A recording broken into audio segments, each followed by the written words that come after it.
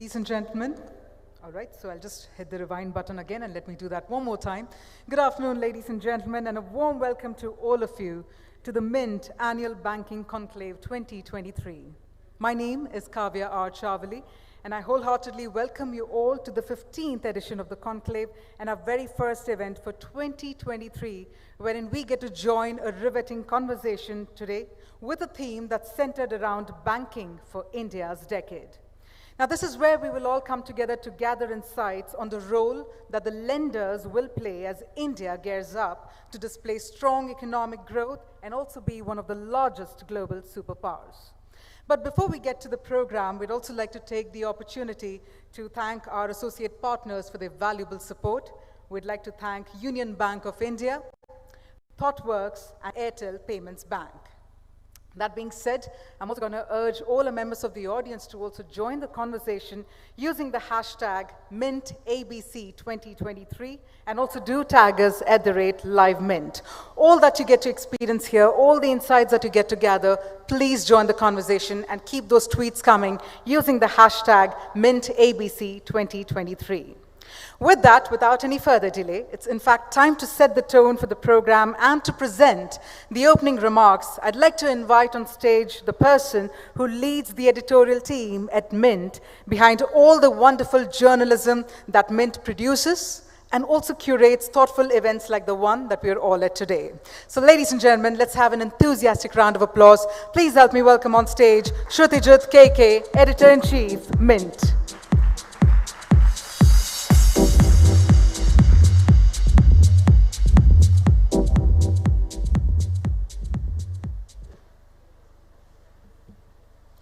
Thank you, Kavya. Good afternoon, ladies and gentlemen. A very warm welcome once again to all of you to the Mint Annual Banking Conclave. We are delighted to be doing this this year in attendance with Mr. K.V. Kamath, who is not only the elder statesman of Indian banking, but also one of India's finest institution builders. I hope to be chatting with him soon about the state of Indian banking, as well as the relentless institution building that he continues to do. But before we get into that, I wanted to take all of you through a snapshot of the trends in Indian banking today. And for that, I'm going to invite on stage my colleagues and Mint's superb banking reporters, Shayan Ghosh and Gopika Gopkumar. Please.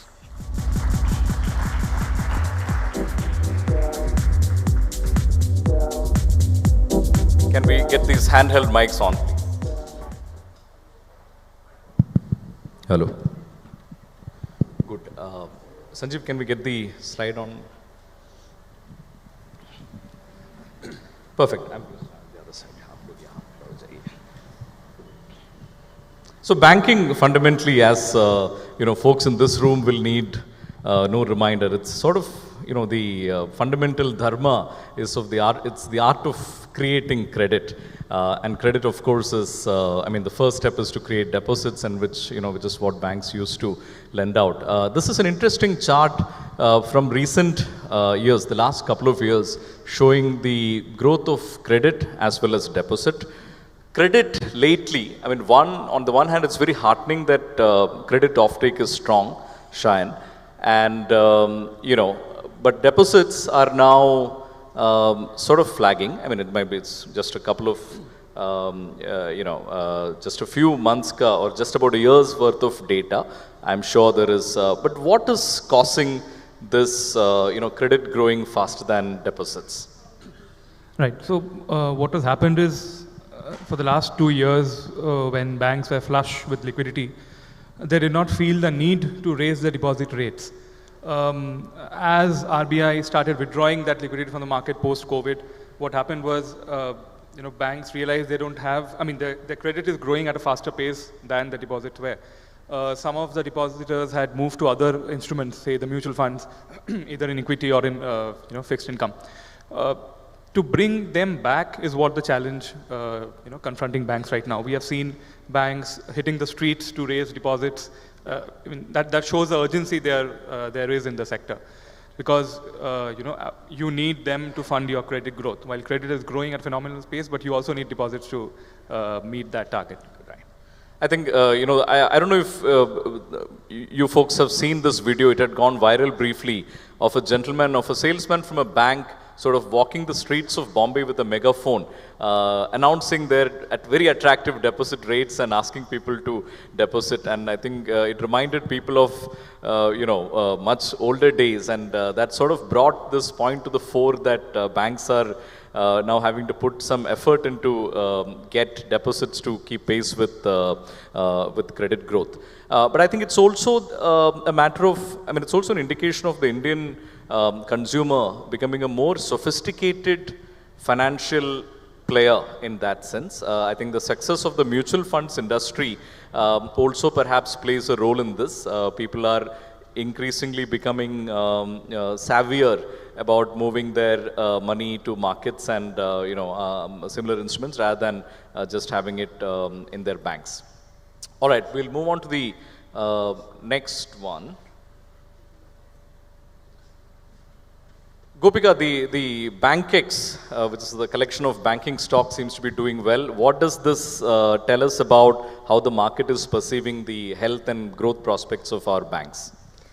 I think, SK, the story of BankX is actually driven by the way public sector banks have turned around this year. After 5 odd years, after a lot of cleaning up, capitalization, capital infusion by the government, we've seen how public sector banks have undergone a major turnaround. Many of them even came out of RBI restrictions, which is the promptive corrective action.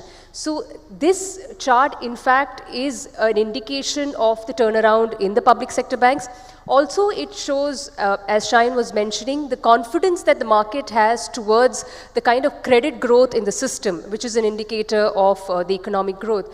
And of course, the asset quality, which continues to be robust. So 3 factors: public sector bank turnaround, the robust credit growth in the system, and the clean balance sheet of banks. Absolutely. I think those of you who follow the, one of the things about following the conversation on Twitter around financial markets is the interesting banter that goes on. So I think recently, everyone who has been championing public sector bank stocks from a while back have had very good reason to feel very smug about it, and I don't think they've made any effort in hiding their smugness. So people who have been championing the cause of PSU banks have indeed felt very vindicated recently, and that I think reflects in the performance of BankX. This is, I think, a great chart to illustrate the work ongoing in financial inclusion in the country, isn't it, Gopika?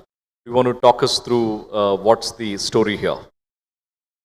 So as you can see, that PMJTY, which was part of the JAM Trinity, the Jan Dhan Aadhaar mobile that the government had launched,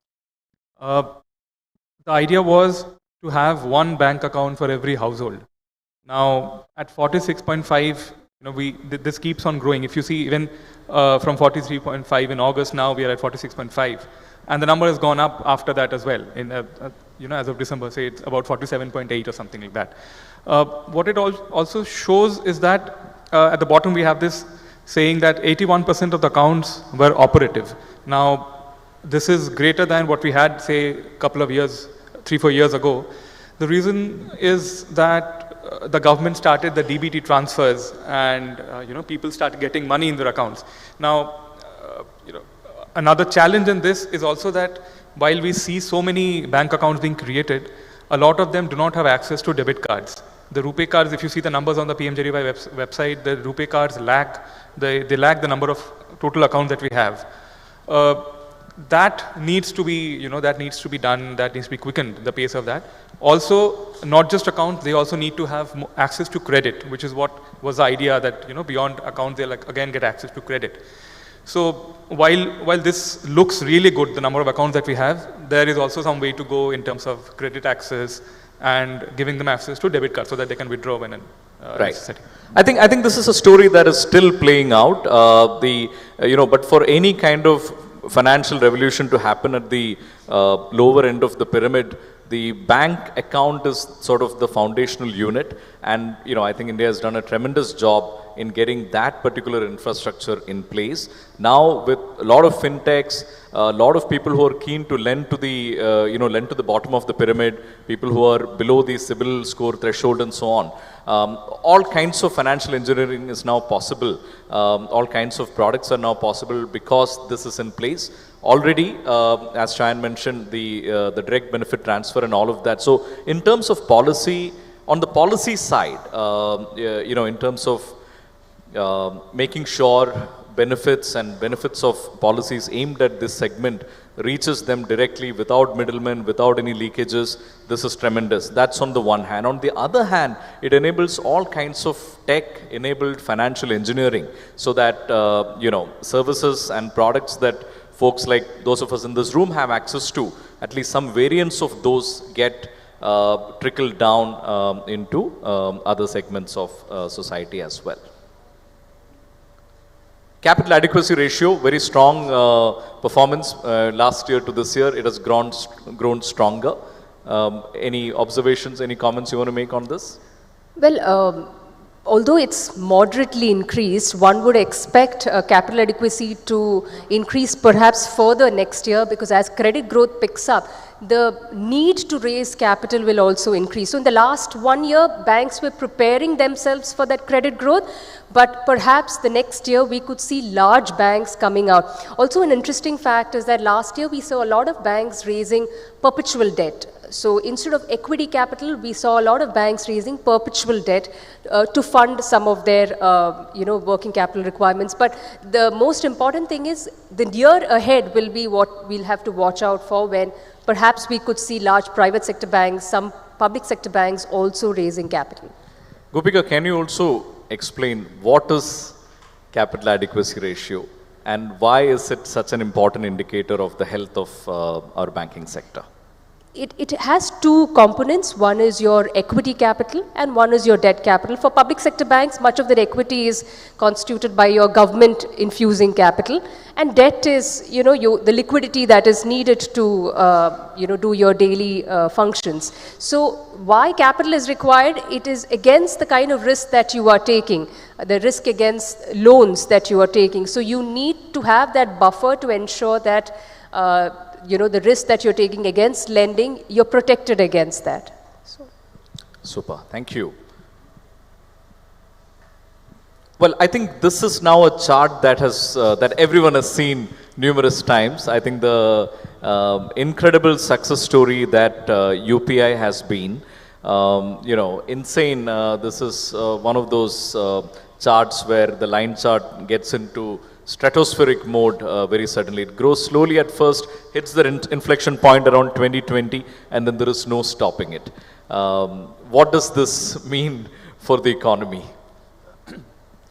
So UPI is sort of synonymous with digital payments nowadays. People who might not use a card do use UPI. I mean, they need to have a card. That's one thing that they need. But the phenomenal rise in UPI is also because the government, through its policies, has allowed this to be free of charge. Customers don't have to pay. So as long as people don't have to pay, merchants who accept these payments are willing to take this instead of cards, because in cards there is an MDR, merchant discount rate that you have to pay. The phenomenal, this rise shows that, sometime in May is when it hit 10 trillion. From that point, it's gone up to 12 trillion. There is sort of no stopping, every month is a new high for UPI. Yeah. Now we have opened it up to people who, NRIs who don't have who have accounts in India but don't have a domestic phone number. Yeah. So you can be sitting in the US and transferring money to someone in India using your bank account that you have in India, despite not having a phone number that's linked to that. So it's sort of an ubiquitous instrument right now. It's everywhere. I think it's sort of like an unalloyed success story. What I'm also excited about is to watch how the rest of the India stack unfolds as far as the financial services industry is concerned. The account aggregator framework, I cannot wait for it to really spread more. Even now, to get a loan, while things have got a lot better, you still have to send some agent photocopies of your Aadhaar card, your salary slip and so on, in a country where we still don't have data protection laws. Privacy is, a little, so you have to worry about all of that stuff getting into hands. Even just the other day I applied for a credit card and I sent some person who I have no idea who they are, all kinds of personal information, I think the account aggregator framework will really end all of that. You just sort of convey consent. And it's showing early signs of, it's catching up for sure. And I think the other thing is that a lot of these India Stack products, the government is very keen for other countries to adopt it as well. So I think a lot of conversations going on. Quite a proud moment for Indian tech sector. And, the kind of adoption that UPI has seen on the ground is nothing short of incredible. I think this is another very, very heartening trend. Mr. Kamath spoke, when he spoke at the India Investment Summit in the same hall, I think December of 2021. He said that Indian banking is in better shape today than it has been, any time in the past that he has seen. One of the things he referred to was the cleaning up of balance sheets and the improvement in the NPA situation. What is this chart telling us? In fact, Mr. Kamath himself was on the committee which was he was heading the committee on restructuring, especially during the COVID time. All of these efforts by the regulator also ensured that this chart we see is actually at the lowest right now. Also, the other factor is that we didn't grow. We didn't have enough credit growth. So clearly asset quality, which had increased during 2018, the boom that we saw, the boom that we saw post that, 2008 lending fever, we saw that coming down, and also RBI cleanup also helped, the AQR helped, the banking system see that sharp fall in NPA. Now with the next cycle of credit growth happening, there is a concern whether bankers again will go recklessly and lend, and we could perhaps see the chart going up. But for now, we are in a happy state. Yeah. Also, the figure of 1.7% net NPA strikes me as like really, really healthy. Is that correct? Like, how do other banking systems compare, etc.? Is that a very healthy figure? We are at a very, very mature state because the government has helped in terms of infusing capital and cleaning up much of the public sector banks. So that has contributed also to that net NPA coming down for the entire sector. So I think we are in a much better place now. And I think talking about the next offtake of the offtake of the next credit cycle, again now we are getting into a phase where we are trying to demarcate, say, high-risk infrastructure funding, right, into, not burden bank or reduce the burden on the bank balance sheets. So that's also probably something that will protect against that spike that we saw in the next cycle, I suppose, right? You could probably ask Mr. Kamath in the next... that's indeed one of the things I'm hoping to talk to him about, the work that he's doing at NABFID. Another very, very heartening trend, right? Reduction in fraud, both instances, and dramatic reduction in the amount involved. So, the frauds that we see here are the ones that were reported in that year. So, this doesn't necessarily mean that the frauds happened in this year. The reason there is such a such a steep drop is also because before FY20 and before that there were a lot of large value frauds that happened. We saw the public sector banks bursting at the seams in terms of the number of frauds that they saw, willful defaulters, this, that. That seems to have changed now. Banks have become more proactive. RBI rules on red flagging accounts have come up, wherein if you see that an account is, the activity that an account is doing is suspicious, you red flag that. There's something called CRILC, which consolidates data from all banks. So earlier, what used to happen is banks didn't know whether bank B is getting paid. Whether I'm getting paid and you are not getting paid. Right now, the system allows you to see whether everybody, who's defaulting at what stage. So you know that next time this person comes to me for another loan, I know that he's already defaulted to another bank. So, I mean, those kind of proactive measures have helped. FY23 seems really low, but Yeah. Well, well, that's right. Actually, we will, just another couple of months left. And 6 months of FY23 is what we have here till September. Right. So even if we assume the same run rate, it'll still be 600, a tenth of what was in the previous. Absolutely. Just to add to that, even RBI has strengthened its supervision over the years, so that has helped. It has been imposing a lot of penalty on banks. If you see, there are hundreds of, every day you have RBI is penalizing banks. So that again has created a lot of fear and among banks. So perhaps that's also reason. Improving oversight by the central bank also sort of helping in the cleanup in this regard.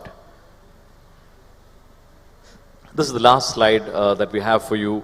Gopika, do you want to talk about what is getting captured here? Yeah, I think the whole story started with Jan Dhan, opening bank accounts, ensuring that every person gets a bank account. I think this is the indicator of the efforts that both the regulator and the government took over the last many years to ensure that there is a bank presence in every village. I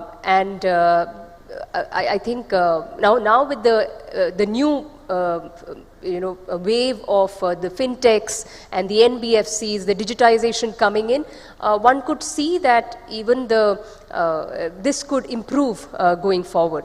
Yeah. This figure shows the banking outlets, but that doesn't only mean bank branches. That includes banking correspondents, which has been another substantial success story. But quite a dramatic rise, and therefore, as Gopika very correctly pointed out, the policy initiatives, the Jan Dhan bank accounts, combined with banking correspondence and so on, has led to remarkable penetration. So that's a sort of a partial snapshot, by no means comprehensive, but I think a lot of heartening data points, reduction in NPAs, really good performance in terms of financial inclusion, strong capital adequacy ratio, credit beginning to take off again, separation of high-risk infrastructure lending from bank balance sheets, strengthening regulation and therefore the fall in fraud. So all manner of and of course the most remarkably the very strong fall in NPAs. So quite a heartening moment to be at, but there are concerning areas as well. Through the rest of the day, we're going to talk about the challenges facing banks, the need for, technology, right? Both in terms of transforming the digital transformation that is required within banks and in their core banking systems, as well as consumer-facing changes that are required. So we have a wonderful panel with very senior chief digital officers, chief information officers from banks coming up shortly after my conversation with Mr. Kamath. And then for the rest of the day, we will talk about talent is another major issue. Banks have to really now work hard to retain talent. The competition from other sectors such as technology, very strong. So how do banks, we have yet another panel with very senior HR leaders, people leaders from banks. And in the evening, of course, we have a stellar panel of senior banking leaders, CEOs of top banks who will talk about all of these challenges, what is working, what is not. So I hope you have all of you have a good day ahead, and thank you once again for joining us today. Thank you. Thank you. Thank you. Thank you very much, Shrutijit. Thank you, Gopika. Thank you, Shayan, for also sharing with us some very interesting nuggets of insights. We managed to gather that through these wonderful data points. And with that, ladies and gentlemen, what we're now about to do is move forward to our fireside chat that we've all been eagerly looking forward to. Ladies and gentlemen, I must admit we are deeply honored to have the presence of a veteran banker and a leader who's revered amongst the industry insiders for his innovative initiatives as well as his passion. We have with us none other than Mr. K.V. Kamath, Chairman, the National Bank for Financing Infrastructure Development, who will be in a conversation spearheaded again by Shrutijit. So if I may please invite Mr. K.V. Kamath, and if I may also please invite Shrutijit once again, and we can have one more round of applause, ladies and gentlemen, to welcome both of our speakers on the stage.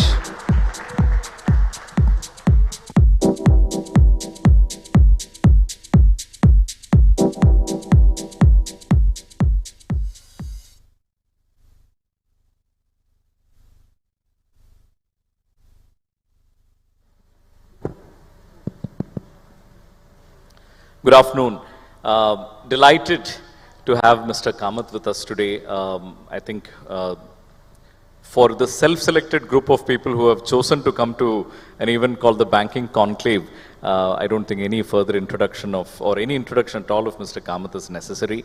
As I mentioned earlier, apart from all the stellar achievements that one can credit to his career, what I really admire personally about him is his relentless passion for institution building. And I think at the end of the day, that's the legacy that leaders like him leave behind, and the societies and communities that they have served, and indeed this country will benefit from.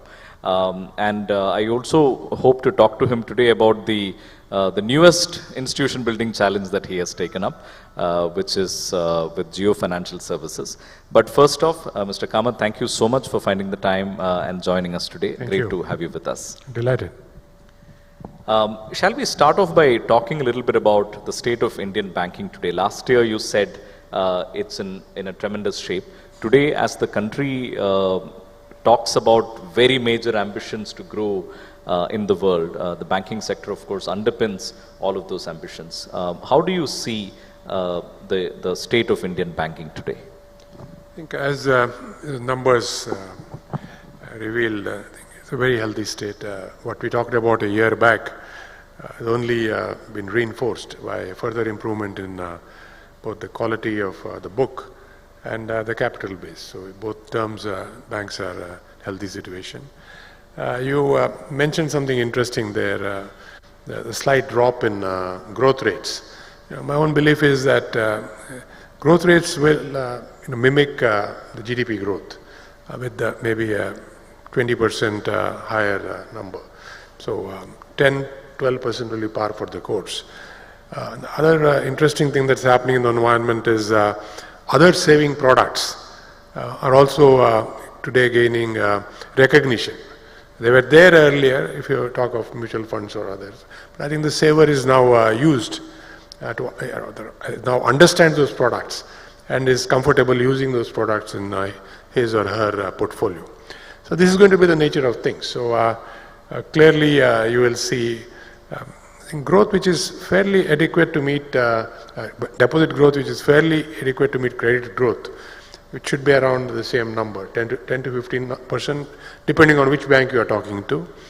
And what has gone into the mutual funds will come back to the market either as equity or as debt products, supporting industry. So overall, you will find industry not falling short of money. So that's the fear, that banking deposit growth is going down marginally. Will it impact industry in terms of their own growth aspiration or the nation? It won't happen. And I think double-digit growth is a good growth. I want to talk about the banking consumer, or the person who walks into a bank branch or otherwise, on digital interface. I mean, you have served the Indian consumer for a very long time, starting with home loans, industrial credit, home loans, a whole lot of it. Do you find that the consumer today needs far savvier and more complex products, and is the financial services industry, including banks, doing a good job of meeting those? Yeah, let me just pick one point that you made in this, one point you mentioned, that is, does he need more complex products? I don't think the consumer needs complex products. The consumer needs products which he or she can understand and provide required safety and the highest possible return. So the balance of this is what the consumer seeks from any saving product, bank or otherwise. And a bank, given that the deposit comes with the security shield, as it were, and the very tight screening process that the regulator has in place, I think provides that comfort in any case. So there's not much in terms of complexity that you can add. So then what differentiates a bank from another or others? I'll give you a small, today I had somebody come in for, and I was talking to the person, he works in a branch, and I asked him, this is a very large branch of a particular bank, said, how many people in the branch? He said, about 35. I said, how many customers, and I asked him, are you busy in the branch? He said, yes sir, we are very busy. I said, how many customers are walking into the branch daily? And he said, 80. So I said, 80? He said, yeah, 80. So basically the nature of business has changed. because I then gently told him that 20 years back, when we were just rolling out our branches, because we were starved for branches then, this same branch that we are talking of was handling 2,000 customers a day. And it ran from 8 o'clock in the morning till 8 o'clock at night, and 2 shifts. So people work 2 shifts. So that's a different world, this is a different world. The customer's expectation then was different, now is different. So I'll give you an idea as to what service the customer wanted at that point of time. If you went to a branch which was in a corporate area, a business area, most of the customers came in to find what is their latest balance in their account, because they wanted to issue a check against that balance. So, and there was no digital means on which they could keep up to date. So that was for them service, if you could provide that. And I remember the migration, we put a computer screen there and said, you can look it up yourself. And today, who comes into a branch to ask about your balance? So the connotation of service has changed, and the expectation of that service by the customer has changed. I think it is now a question of how do you meet his or her life cycle needs, and all the needs, not only of saving, but also consuming that the person would have, and how the bank meets it in terms of, again, service quality, cost, and in an elegant way that doesn't disturb harmony. So I think these things bankers need to think continuously, because this is an evolution, this is not stopped. Shall we? I want to talk a little bit about the great bank balance sheet cleanup, in which, of course, you played a very significant role. We saw that what happened to that chart. I mean, I remember a time 4 to 5 years ago when there was a lot of breastfeeding about this concern about the the poor health of Indian banks and so on. It's quite a remarkable feat that has been achieved, isn't it? Like in terms of reducing NPAs. What is what inside stories can you tell us about the pain that was involved in making this happen? I think the immediate pain, and any banker would acknowledge it, was in terms of the capital that needed to be injected. I think those banks which had taken proactive steps a few years back or a few decades back to raise capital did not face that pain. So it was just the cleaning up. Otherwise, the act of cleaning up is painful. It is not easy, because you will need to look at, and I'm talking of genuine problems that have been faced by industry rather than necessarily the frauds that you put up. That's a separate basket, I would say. Because in the genuine problems that have been faced, there are a whole lot of elements as to what caused pain, what are the solutions possible, who has to take hits in what proportion, are they willing to take these hits, and then how do you make sure that the asset is put back to productive use. As a banker, I always used to think that my dharma is basically to make sure that what has been lent is put to productive use.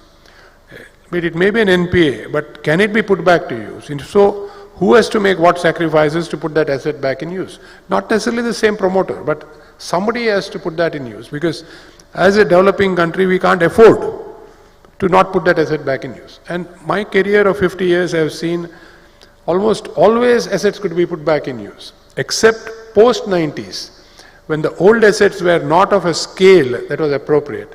So those had to be either replaced with newer assets for right scale and so on, or shut down really.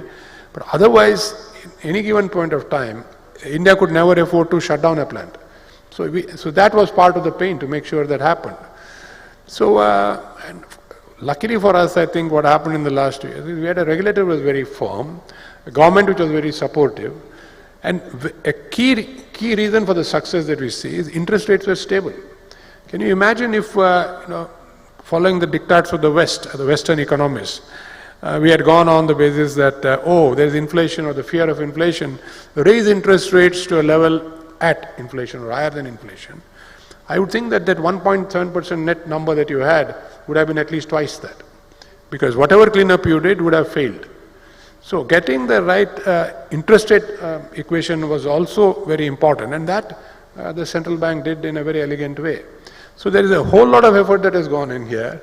The government, the central bank, the bankers indeed, and the bank's clients who have worked on this. And I think the other policy decision that was taken was seeing very correctly that the cause for a lot of that pain was infrastructure lending that went bad due to a variety of reasons. the decision to separate that, form another institution, which indeed, you now head. Why is it critical to do that? Why is infrastructure lending so fraught with risk? Is India uniquely so, or is it everywhere in the world? Why is it a good idea to separate infrastructure lending? Yeah, actually, there are 2 or 3 answers I need to actually spell out. One is, per se, I don't think infrastructure lending is bad. There's nothing wrong with the lending to infrastructure. Infrastructure lending has different characteristics. The characteristics primarily which differentiate it, it's longer term. First question to be asked is, are banks really the right entities to fund 15, 20-year tenor for a loan? They are not, because by nature, their deposits have a tenor of 1 year. If you take the average maturity, including savings, current, and then fixed deposits, they have 1, 2, 3, whatever. The average maturity is 1 year. So anything beyond 1 year, you are basically stepping onto uncharted territory. You now try to make it charted territory by saying, I'll reset the loan every year. But everything is a suboptimal solution. It is not an optimal solution. But home loans indeed have a very long tenure. Yeah, but again, it's a resetting loan. Now, if it's a resetting loan on a very firm footing, where the home is there, employment is you're given 60-70% of that loan, it becomes manageable. But the moment you go into an infrastructure type of project where there are upswings, downswings, and a whole lot of other complications that come about, I'll mention some of them. I think bank becomes ill-equipped to do this across the board. Now, what are the challenges? Now, if you see a lot of challenges, again, I keep the frauds out. But if you look at the period 2010 to 2018 or 17 when it peaked, the challenges are also due to the fact that there were a whole lot of things that could not have been anticipated that happened in terms of policy changes, in terms of license changes and so on. So you had a different set of playing conditions on which they could not actually roll out the project, and that hurt was taken both by the banks and the entrepreneurs. So all these things, if you have the other end, a lay depositor who has put in 1 year money into your bank, you cannot take that shock. Even a shock of restructuring cannot be taken by people. Whereas in a mortgage, it is a predictable or significantly higher degree of prediction than predictability than this. So now if you take other infrastructure areas, they have done well. In India itself, if you see, ports, airports, telecom, these have gone without any trouble. It is basically those areas where there were, say, mineral rights or spectrum rights, or these which have gone wrong, or land rights, which have come into challenges. So one, as a banker, one has to be careful and cognizant of what you can do or what you cannot do. Now, having said that, then how do you handle those sectors where this risk will be there? The debt funding has to be long term, and these risks will be present. And that's where an institution like NAPFID comes in. I think that's what you probably were leading to, which will raise long term money from the market and lend it long term for industry. And the process is different there. The saver there has a long term expectation. The institutions from where NAPFID would borrow money also has longer term intentions, and they match. So any hiccups in between can be then, I would say, managed in the system. If you go back, I'll just finish in 30 seconds. If you go back to the days of old ICICI or old IDBI, pre-95, we used to borrow long-term money through bonds from the system. The system then was the banks. Since the instrument was government guaranteed, they were willing to subscribe to our long-term bonds, which matched the tenor of our lending. For a DFI, we were lending long-term. But post-2000, when the entire edifice of DFIs came down, you did not have that matched lending. I think the government is now, in certain sectors, this sort of approach is required, where you need institutions which can provide long-term, and where the private sector is probably ill-equipped to do the project. Like I would think today, or in the last few years, roads, for example. It is better that it is done through dedicated financiers who can fund this, and the government takes the lead in rolling it out. So managing risk can be done in many ways, and indeed at the core of it, I think, is availability of long-term funding, and that's where these institutions come in.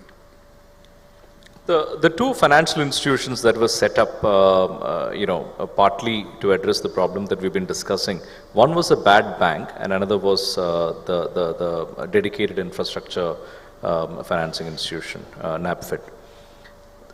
With regard to the bad bank, I mean, there is no real good reason to conflate these two, but since we're talking institutions, with bad bank, there is a feeling that the progress has not been adequate. With NABFID, are you happy with the progress you've been able to make so far, and what is it that you're trying to do? I think the bad bank also has progressed well, because the assets that need to move are clearly identified. I am not up on as to why the next step has not taken place in terms of actually moving, and it's an excellent solution to the residual assets that we have in the system. With regard to NABFID, it is just over a year since I was appointed as chairman. And what we did was, in the first almost 10-12 months, wrote down all the policies and the procedures for setting up a bank, because ultimately a bank is a regulated entity. You cannot start doing business on day one without having all the policies and practices in place. And this is a large compendium of policies and practices which had to be tailored, so we could not take it from a bank and retrofit it either. You had to tailor make it for an infrastructure institution, which really did not exist, as it were. So that was done, and the executive team is in place. The board has been functioning right in the beginning. I think we have had some 16 or 17 board meetings, and the first lending was done, I think, just last week or so. So the lending also has happened, and with the executive team in place, it should now accelerate to meet the expectations that the government has from the bank. And on the government side, I must say that total support. The capital came in on the date that it was specified. It said that it will come in February of 22. It did come in February of 22. It is for the team to now put it in place. The board is in place. Everything is in place. So with the announcement that you will now step into to build Geo Financial Services, firstly, what is this driving force that is pushing you to continue to build institutions and not take a break at all? And number two, what can you tell us about Geo Financial Services? What's the vision there? Yeah, I think in my own mind, if I were to look at myself, I'm a very curious person. So I'm curious to see what next can be done for the good of growth in our country, and if there's any role I can play, I'll play that. And that's exactly what happened when I was asked whether I would go to Shanghai and set up the BRICS Bank, was called the National New Development Bank, well into my retirement. And I thought it was fun and it was something creative for the 5 countries, and indeed I think it shaped out very well. And then same thoughts came to my mind when I was asked to lead NABFID, albeit this was in a non-executive role, where the earlier one was in an executive role. Here, building something from foundation when you had to work with the board because you did not have a CEO and team was a very interesting experience, and taking people from loan, as it were, from other institutions building was a very interesting learning experience, and now it's afloat. I think looking at the whole digital future of this country, I think there are very interesting opportunities on the horizon to build, leveraging these digital opportunities. Yes, there are a whole lot of digital startups, and in the financial services field in particular. I was somewhere the other day, and a few people started chatting with me, and they said, oh, I'm a founder of such and such a bank. I was very happy. They said, we are all from your old institution. I said, I'm even happier. Then as we were walking out, I asked them, can I ask another question? I said, how many of you are founders from the institution I was associated with? And they said, oh, we are about 100. So there are 100 institutions which have come out of, in a way, ICICI in the digital fintech world. So I said, this is only I think these kids are building a foundation, and there is something much bigger that can be built on this effort. And I thought this was a great platform to work with. to build what is, would think, a digital future in terms of financial services for the country. And that's how I got into this. Again, I must hasten to add, it will be in a non-executive role. I think the days of executive role are behind. I think you're being parsimonious with the details. Maybe you can give us a little bit more about... I think the right person to talk about this would be it's in a demerger process, so it's premature to talk about many things. But I think the merger document brings out everything, that the financial services business as is will be demerged and there will be a holding company. So that I think is in the public domain. Various analysts have put various numbers to it. I don't want to speculate on those numbers. But I would think that the entire digital opportunity is what would be leveraged by this company in terms of financial services. Whatever is there, that would be offered. I can say this for sure, and that was again brought out very clearly in the articulation, that in terms of deal flow, there is a whole lot of deal flow which comes within the system. And not that anyone has to do business only within the system, but I'm trying to say is that digital deal flow is also accelerating at a rapid pace. So that provides the top line in a way that is there to tap. The rest of it has to be built, as in any other business. Are you excited about, I mean, having spent quite a few years now in institutions and, financial institutions and sort of large macro institutions, are you excited? I mean, at the core, you're a banker. Are you excited to get back to, to build a consumer-facing proposition? I think, in ICICI Bank, really speaking, we built the consumer face. In 96, 97, the infrastructure business or the development finance business came to an end. So we started building the consumer face. So, but that was in an environment that has prevailed at that time. So the environment that prevails at this time, where you see, say, for example, the UPI numbers skyrocket even during the course of this year, is an entirely different opportunity. Here I don't think you have the luxury of saying that I have finished rolling out something. When I say I, the technology team. The technology team, I think, is in perpetual motion in this business, which would mean the rest of the system also has to be in a perpetual flux or motion to build newer things. So it's going to be very interesting and exciting. Because I'll give a very simple byline. When I built ICICI, the technology side, it was on a very simple premise that Moore's law is alive and well. Of course, I had a vested interest because I could not afford a mainframe. So we had to live with distributed processing, which was affordable. But we were growing at a rapid pace. So will technology grow at a rapid pace? And then if technology will square, price performance will square every 2 years, grow at a square every 2 years, then you have no problem because you're not going to grow at that pace. You may grow at 10, 15%, but you're not going to square. So we had that umbrella and we went there. A few years back, I talked to Vishal Sikka, former CEO of Infosys. I said, this was when I was in China, I said, hey, Vishal, how is AI? What pace of growth is AI? Is it outstripping Moore's law? He said, Mr. Kamath, AI is doubling every 3.5 months. So you can now figure out what sort of squaring we are talking of. And in 1 year, what is the improvement in price performance? I was having a chat with him just a few weeks back, 4 weeks back. And he said, Mr. Kamath, you remember you had asked me that question about AI. Now I want to give you something about, update you about software. He says the price performance of software is doubling every year. That is, the software remains the same. There's no hardware cost, but the price performance is improving. So there is something happening continuously. So nobody can sit back and watch. So I think it's a time of excitement. And I'm sure all these digitech startups will find this excitement. Incumbent players will also find excitement because they will have to keep pace to compete. And of course, a new co like say you will, I'm sure, also have to think in the like-minded manner. It's going to be exciting times. Mr. Kamath, trust and integrity are among the foremost qualities that a banker needs to have and also needs to exude, and you are indeed somebody who epitomizes those qualities. In Indian banking recently, unfortunately, there have been instances of corruption, instances where integrity has been compromised. Do you think sort of tarnishes in the consumer's mind the reputation of Indian banking?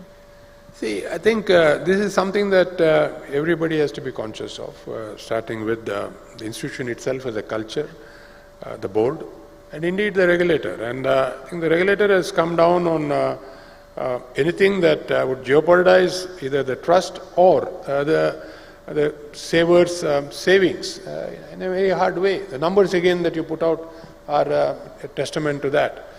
So given that, I think the customer is, I would say, relies on the trust that has been built by either the institution, the people around it, or the central bank. And I don't see any signs of wavering in that context. So I would think that we have a regulator who is very much on top of what is happening, virtually on a day-to-day basis, if not real time. And I think it is going to go into a real-time basis very soon, because everything will be detected in real time. So I think the customer's trust is safe. In these instances, while the public attention and media attention tends to be focused on individual failures, the failure of the boards, committee of, the COCs, etc. So institutional strengthening is required, would you say? See, in terms of, you put up a large number of frauds and things like that. You see, again, one needs to go down into root cause for every single, no two are comparable. Because, was there, what happened really needs to very clearly come out. So, for example, if there's a fraud, if there is a failure, and let me stay with failure, we are going to fraud, for reasons where there were a whole lot of playing conditions which changed. Say, a mining right was withdrawn, or a spectrum was withdrawn, and so on and so forth. One needs to understand what happened thereafter. As against something which was a priori a well thought out con. I think so. One needs to look at it and then probably you will get a better idea whether the structure could be strengthened to tackle these sort of challenges. My last question to you. We are celebrating 75 years of independence, Azadi Ka Amrit Mahotsav. How do you see Indian banking evolve over the next 25 years? Yeah, I think frankly, it's a golden period. The reason is very simple. For the financial services business, when you see countries go past the 2-3 trillion GDP mark, the immediate gainers are the financial service players. You can see it in the large economies which are transformed, Southeast Asia or East Asia in the recent past. Progress is dramatic and at speed. And I would think in the same context, that's what will happen in India. And I was smiling when you were discussing with Gopika and your colleague about that number in terms of the Bank X. Clearly the Bank X will be, and I'm not forecasting anything, I don't dabble in the market. But if that is so, what I say is true, then banks in India should be at the forefront in terms of value creation. Because that's where the output of the economic progress gets played out in the first instance. And of course there's a manufacturing company and so on and so forth, but it gets churned through the banking system, and that's where it used to be just the banking system. I would think now it's the financial services system, and that's where you will see this happen as we go along. Mr. Kamath, it's been a real pleasure. Thank you so much for joining us today. Thank you very much, Mr. Kamath, for joining us. Thank you, Shrutijit. If I could request both of you to quickly come together for a quick photo op.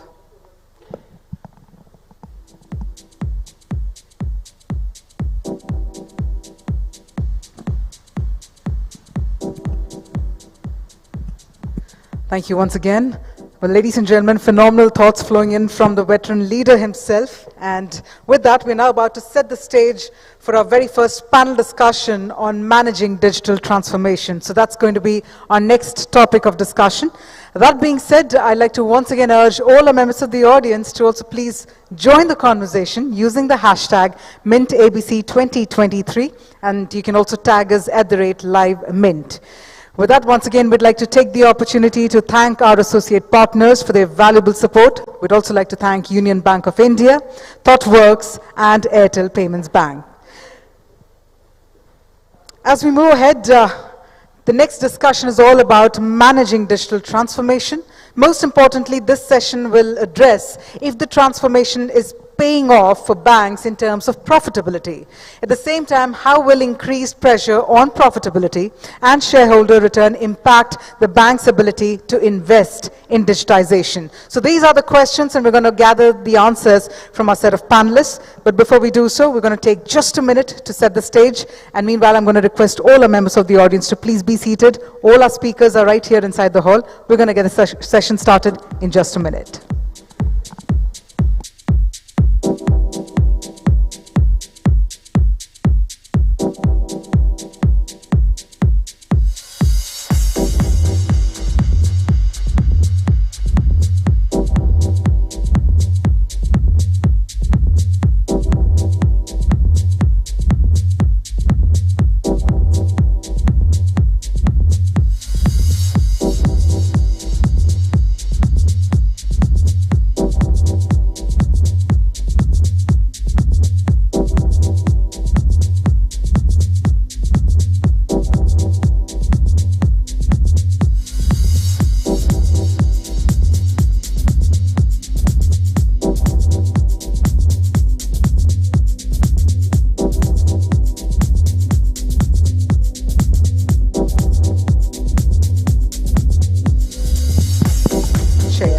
Well, while we are working around the logistics of the stage, I'm going to request our members of the audience to please bear with us, but please be seated, because up next in just a couple of minutes, we're going to invite our speakers. We're going to gear up for our very first panel discussion on managing digital transformation.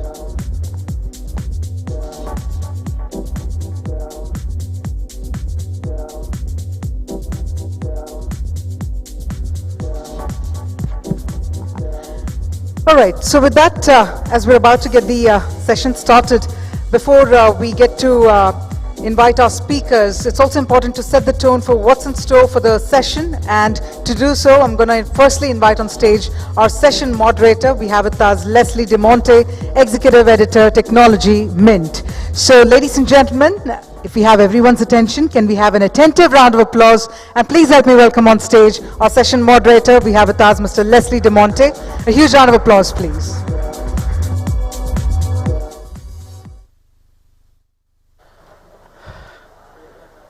Hi. Good afternoon, friends.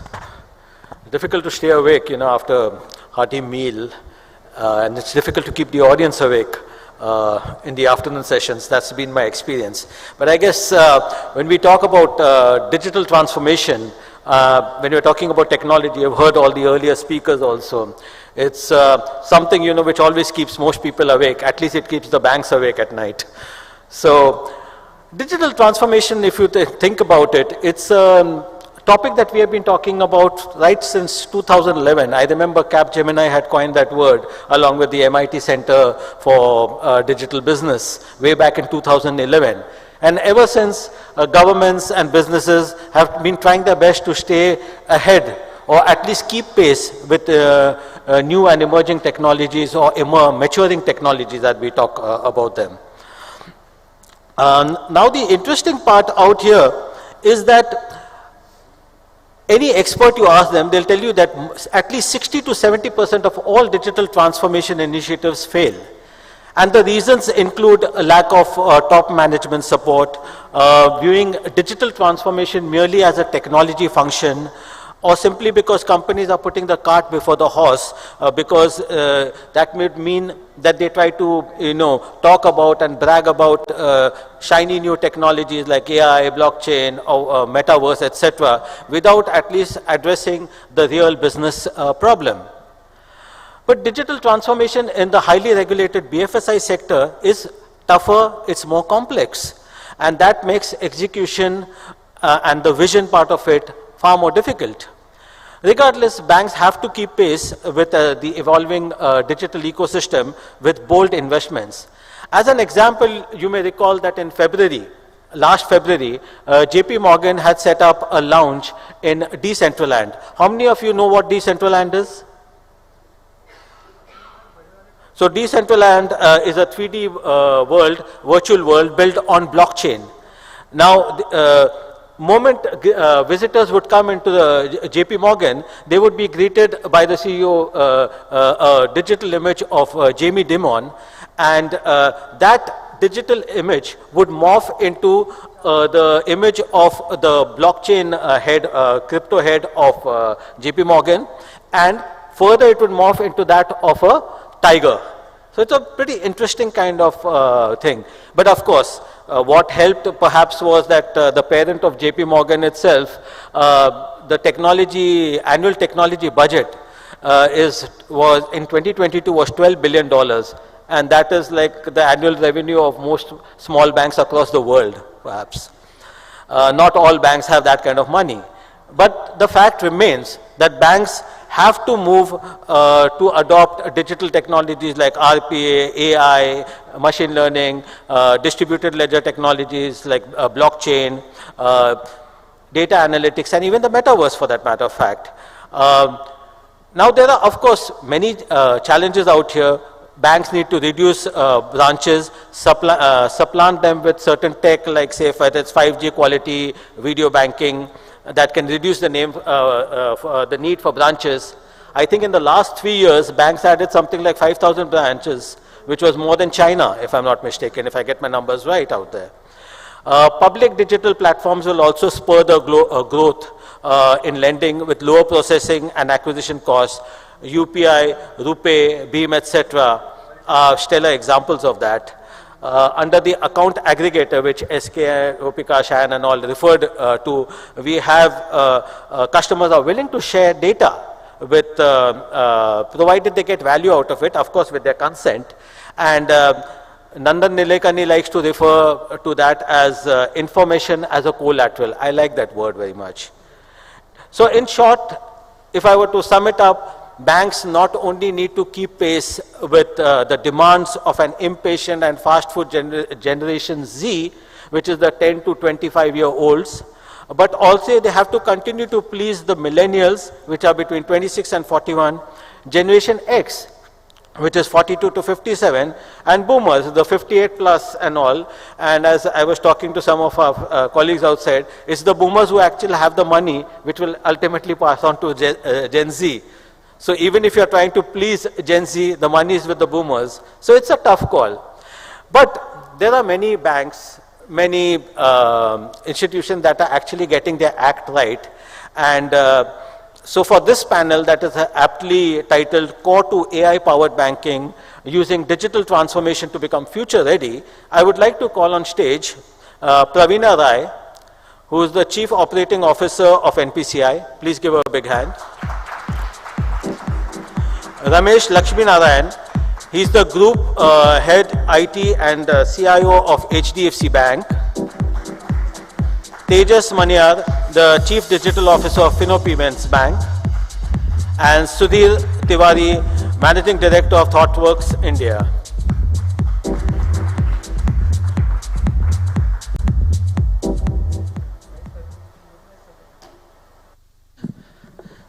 So thank you for making it despite your hectic schedules, and you have got that. So Ramesh, let me start with you.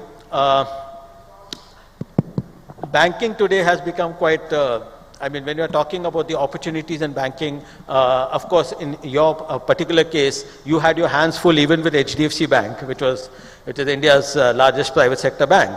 And then now you add HDFC Limited, and then you have the merger around, and it's such a huge kind of a behemoth out there. So when you're trying to modernize your core banking applications to enhance the customer experience, what are the kind of opportunities that you're seeing at this point? So I think, first of all, thanks for having me out here. It's been a pleasure to come back here. Can you hear him? Am I audible? Yeah? Okay.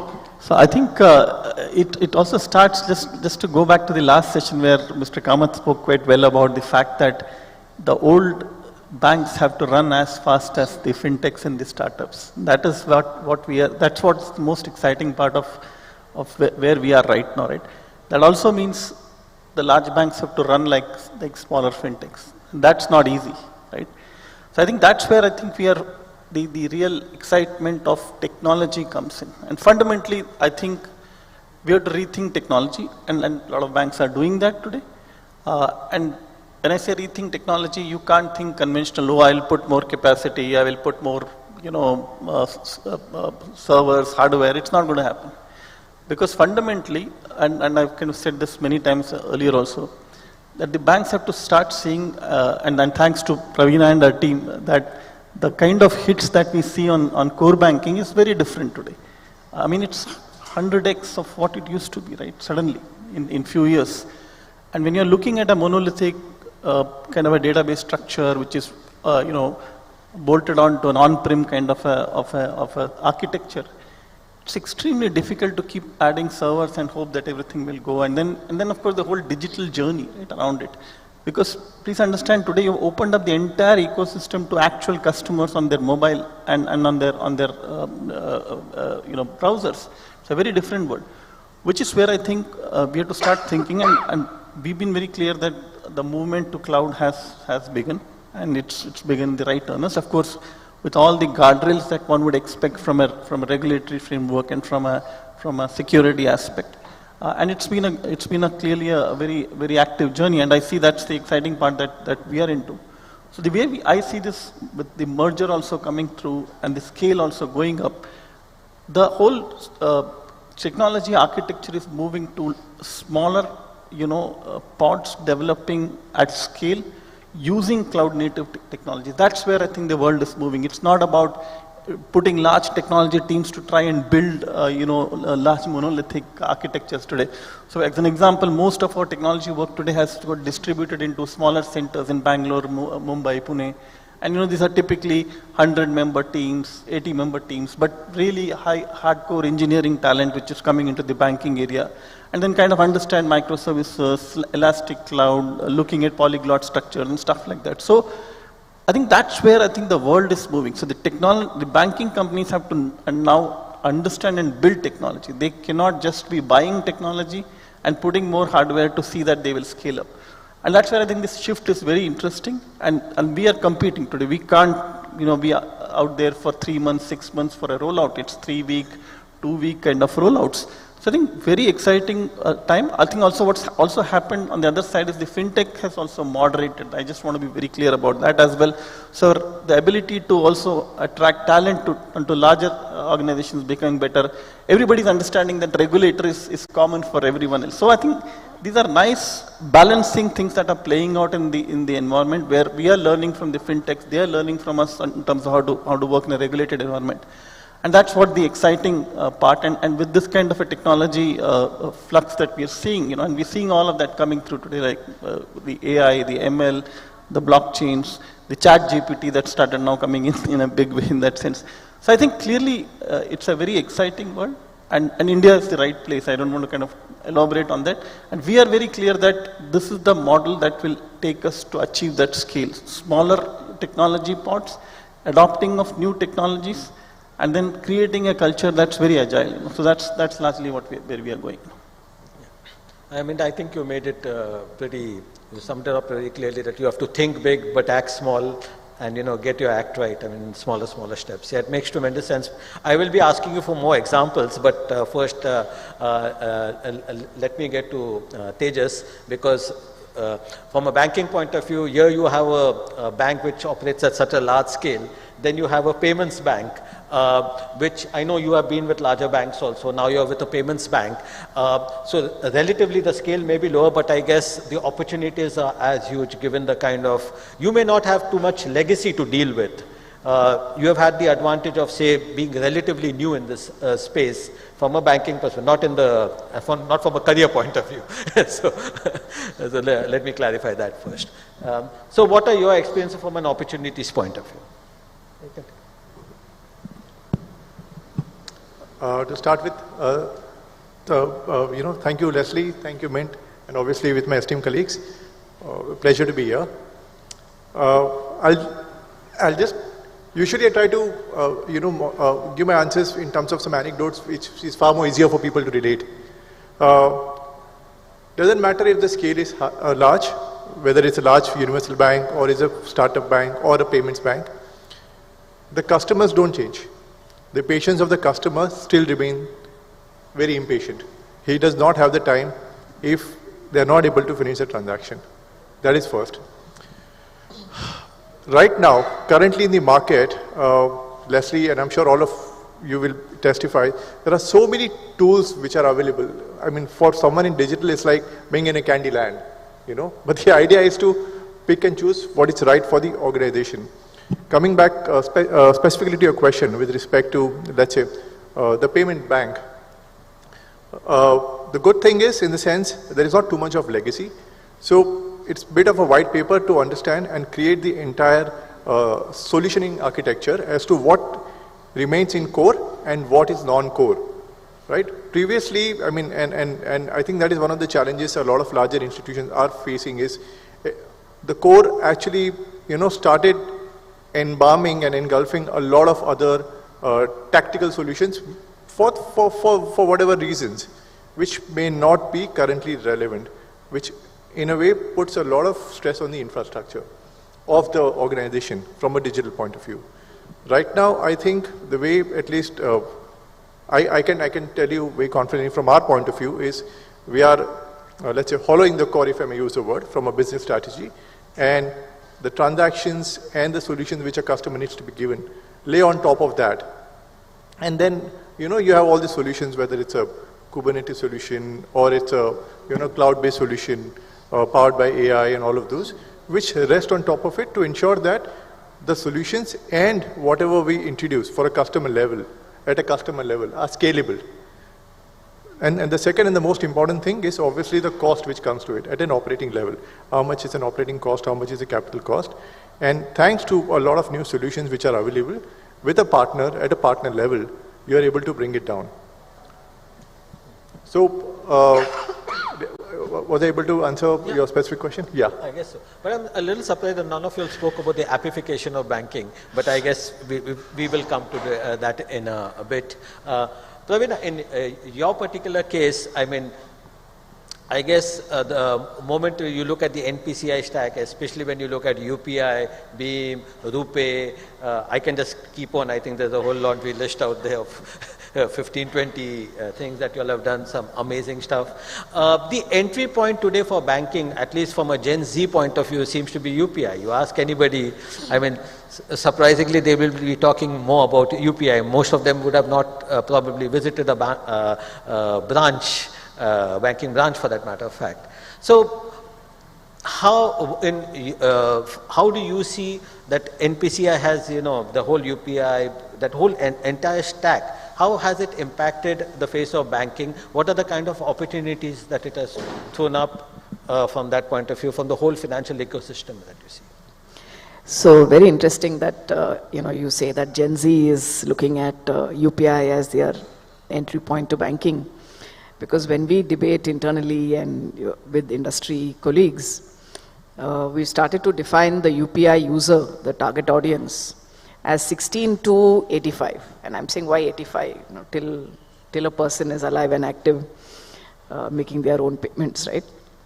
And the 16 is also when we did some study with school students, right from 10th, 11th, 12th standard onwards. They're actually managing their own small ticket payments when they go dining or entertaining, and today they are having to depend on their parents.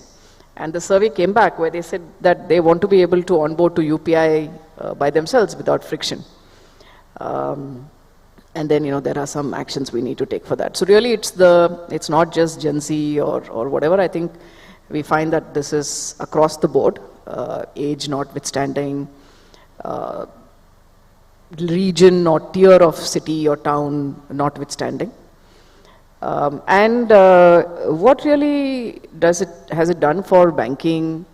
I think, and when we talk to a lot of the bankers, it's really about the high level of engagement that UPI offers. So we all tend to get confused about the user experience, which is on an app. And I think there the story has moved a little bit on the fintech side, though there are banks with very significant plans, and I'm sure they'll come back to fight for that space as well. But once we move behind the app, the entire experience is driven by the bank. And customers know now that this is the bank where a high level of transactional experience is available. And when people multi-bank, I know people who prefer to link a bank account because their UPI transaction is more successful when they operate out of that account. And guess what? That becomes the main account of the user. That's the account they fund, that's the account they hold the money, and that becomes the account of affinity and engagement. So I think, and these are metrics that we track very closely with the entire ecosystem, which is called the success rate of the transaction, which is, I think, really, while volume and value and users are at a peak, the success rate also is at its best now. And that's really thanks to phenomenal work that the banks have done in this regard, including the kind of complete re-architecting that Ramesh was earlier talking about. And from a membership point of view, are seeing enough banks participate? I was looking at some of the numbers of the list of members. I think there are something 350 or 400 odd banks that are already there. Yeah, that's right. So, I mean, every commercial bank, of course, as you go deeper down, you're getting into cooperative banks and rural regional banks with small customers, but they have a base that they want to bring on board. But I would say from an impact standpoint, it's pretty much all the country that's covered now. Yeah, and the numbers are phenomenal. I mean, 12 trillion that we have looked at. I mean, we're just looking at some of the stats out there. I think 7.5 billion, when I last spoke to you, you said last month it was 7.5 billion transactions. And you're already talking of 1 billion transactions per day. I mean, that's quite a bit. Is there anybody in the room that who has not used UPI so far? Thank you. The numbers say for that. We should give NPCI a big hand. I think they surely deserve the applause. Sudhi, let me come to you now. You have seen that the banks have been doing phenomenal kind of work. They have, as far as digital transformation is concerned, for what we have seen, say, 10 years back, when we are struggling to even understand the net banking space, moving to tablet banking. I mean, I remember, Amitabh Bachchan used to come up with these tabs and show us your, of course, he still does it on KBC. That's a different issue. But I'm saying then you used to showcase tab banking. Of course, today everybody does probably mobile banking. We'll come to the challenges and the security concerns a little later. But from a digital transformation perspective, since you talk to a lot of banks, you advise them on how to develop their tech strategies. What is your experience? What is your take? Are they doing enough? What more? I mean, obviously, a lot more can be done. But what is it that they're doing right? So I've seen a big change over the years. Actually, a long time back in my previous company, we used to work with HDFC in this. I'm talking of the last century, and the first version of internet banking was built at that point of time. It was called Webcast. But the way it sort of interacted with the backend system was very different than I think what you see right now. But I think 5-10 years, I would say even 5-6 years back, I think there was a lot of suspicion on the whole term of digital transformation or technology. It was, this is another wave which will come and actually go. A lot of my discussions at a CX level, I thought people were clueless about technology. And I think that's changed completely right now. All the discussions, I actually have to get a refresher course from my tech teams before I go and speak, because every bank actually has a different tech stack which they actually use. So that's been that's a massive welcome change, where I think all the thoughts which were there earlier, I think all of them are in action in some form, I think, or the other. Whether it's banks or it's fintechs, obviously we have the advantage of working with, I think, all of them, scale-ups, startups, fintechs, and banks. So it's a bit of a level playing field actually on that. That I think they've done a fantastic job. I do think right now the first step has taken where the realization that tech has to be modernized and this needs to work closely with business. I feel that realization is there, and I think banks are increasingly doing a much better job when, if I would sort of compare to that 5 years back.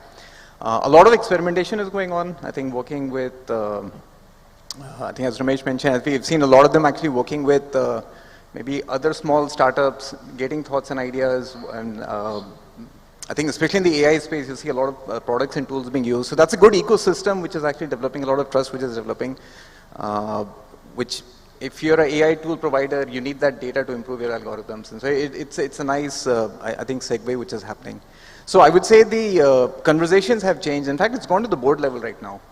And then I think a few years back, we used to discuss should the CTO be part of the board and should be part of the MDO suite. So I think all of that is sort of moving in the right discussion, in the right direction. And it's really rapid right now. So when I was looking at the UPI graph, it just seems technology has taken off, and I think we'll see that, I think, increasingly. And then I think the whole thought process, I think there was this attitude that if tech is broken, you can go on. I think that's now changing. I think what we saw, just call it Bharat banking right now, I think technology is going to play a big role, I think, when that penetration needs to happen. And that's a massive realization, whether it's fintechs, whether it's banks. So, yeah, I would just summarize, it's, I think, a massive change. It's no longer technology is sitting in the next building and then just give them a bunch of specs. I think the whole thought process... Is that experience across the spectrum? I mean, the larger banks definitely, I mean, clearly we have stellar examples of CIOs and CDOs, etc. And the larger, but is there experience that all across the spectrum, or are there... The bigger banks have obviously taken I think a lead. In terms of, I think as you were mentioning, you have to build the software right now. I still think the smaller ones, maybe it's easier to buy a package and just wait and watch in terms of what's going to happen. The talent, and I know there was a session on that, talent is at a premium, and getting talent into a bank and getting them to work in that manner, I think it's a big challenge, especially in India. Goldman Sachs would say 1/4 of their workforce is tech, or they're a tech bank. That's the way they would position. I think you mentioned JP Morgan, I think they position the same way. I think in India it's slowly moving, so that possibly would be the next phase which we see. But certainly I can sort of add to that question that I think increasingly we hear of CEOs, bank CEOs reviewing tech projects, reviewing API strategies. I don't think a few years back it was on the agenda at that level, right? And with a lot of detail, right? I mean, those who know the latest tech with JavaScript stacks, right? We keep having discussions and people are talking about the versioning of, what's happening. So it's a very detailed level of tech know-how and discussions. So. Yeah. No, I think, in fact, on the question on the fact that indigenization of technology in the banks, I think it's not that everything will be done by the banks. It's not possible. But having said that, I think even getting the kind of skills that understand architecture and design is a very critical component, because you should know what you're buying at the end of the day, right? It's not just about kind of blindly going in. But that's what happened.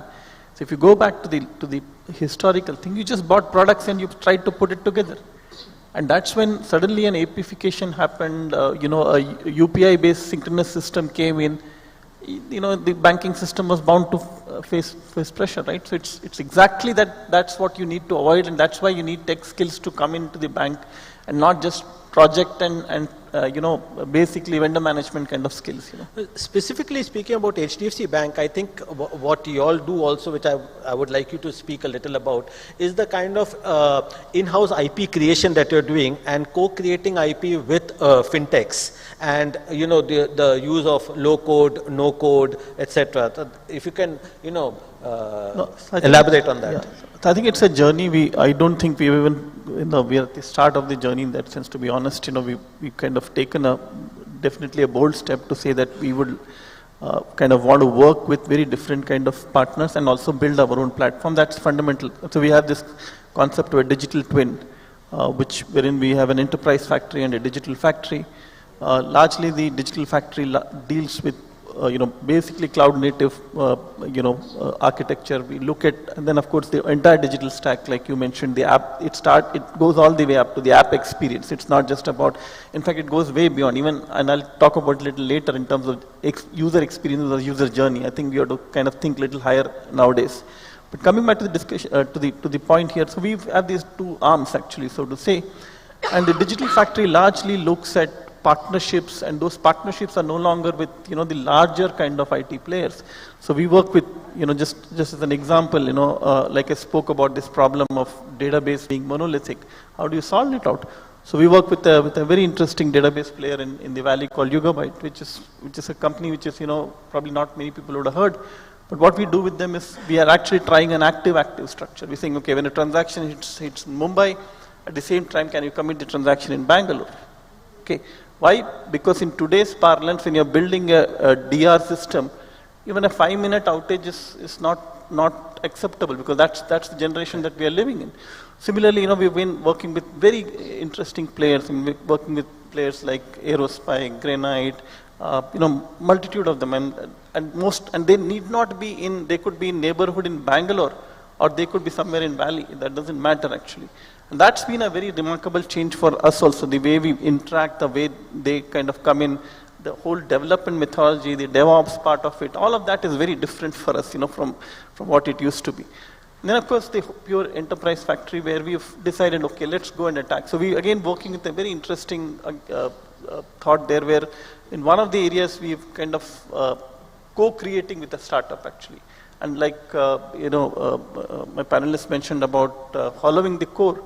So we kind of gone in a very different way. Let's start pulling out payments out. Let's start pulling customer master out. And because we are at a very different scale, just pulling the payment itself very different. That's where, these things like using an active architecture. We've been working with a very interesting company called Dapper in Valley actually, which Microsoft kind of has incubated. In that sense, it basically does saying how do you convert a bare bone Java code into a microservice without going through a Spring Boot kind of framework. So you can directly kind of move to an event-driven kind of framework. So things like that are happening in the bank, and slowly and surely, we are kind of moving the pedal.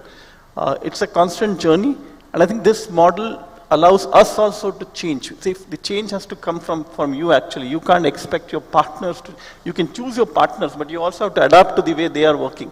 And that's a very, I think, very clear realization right at the board level. It's not just at our levels, it goes up to the CEO and the board level.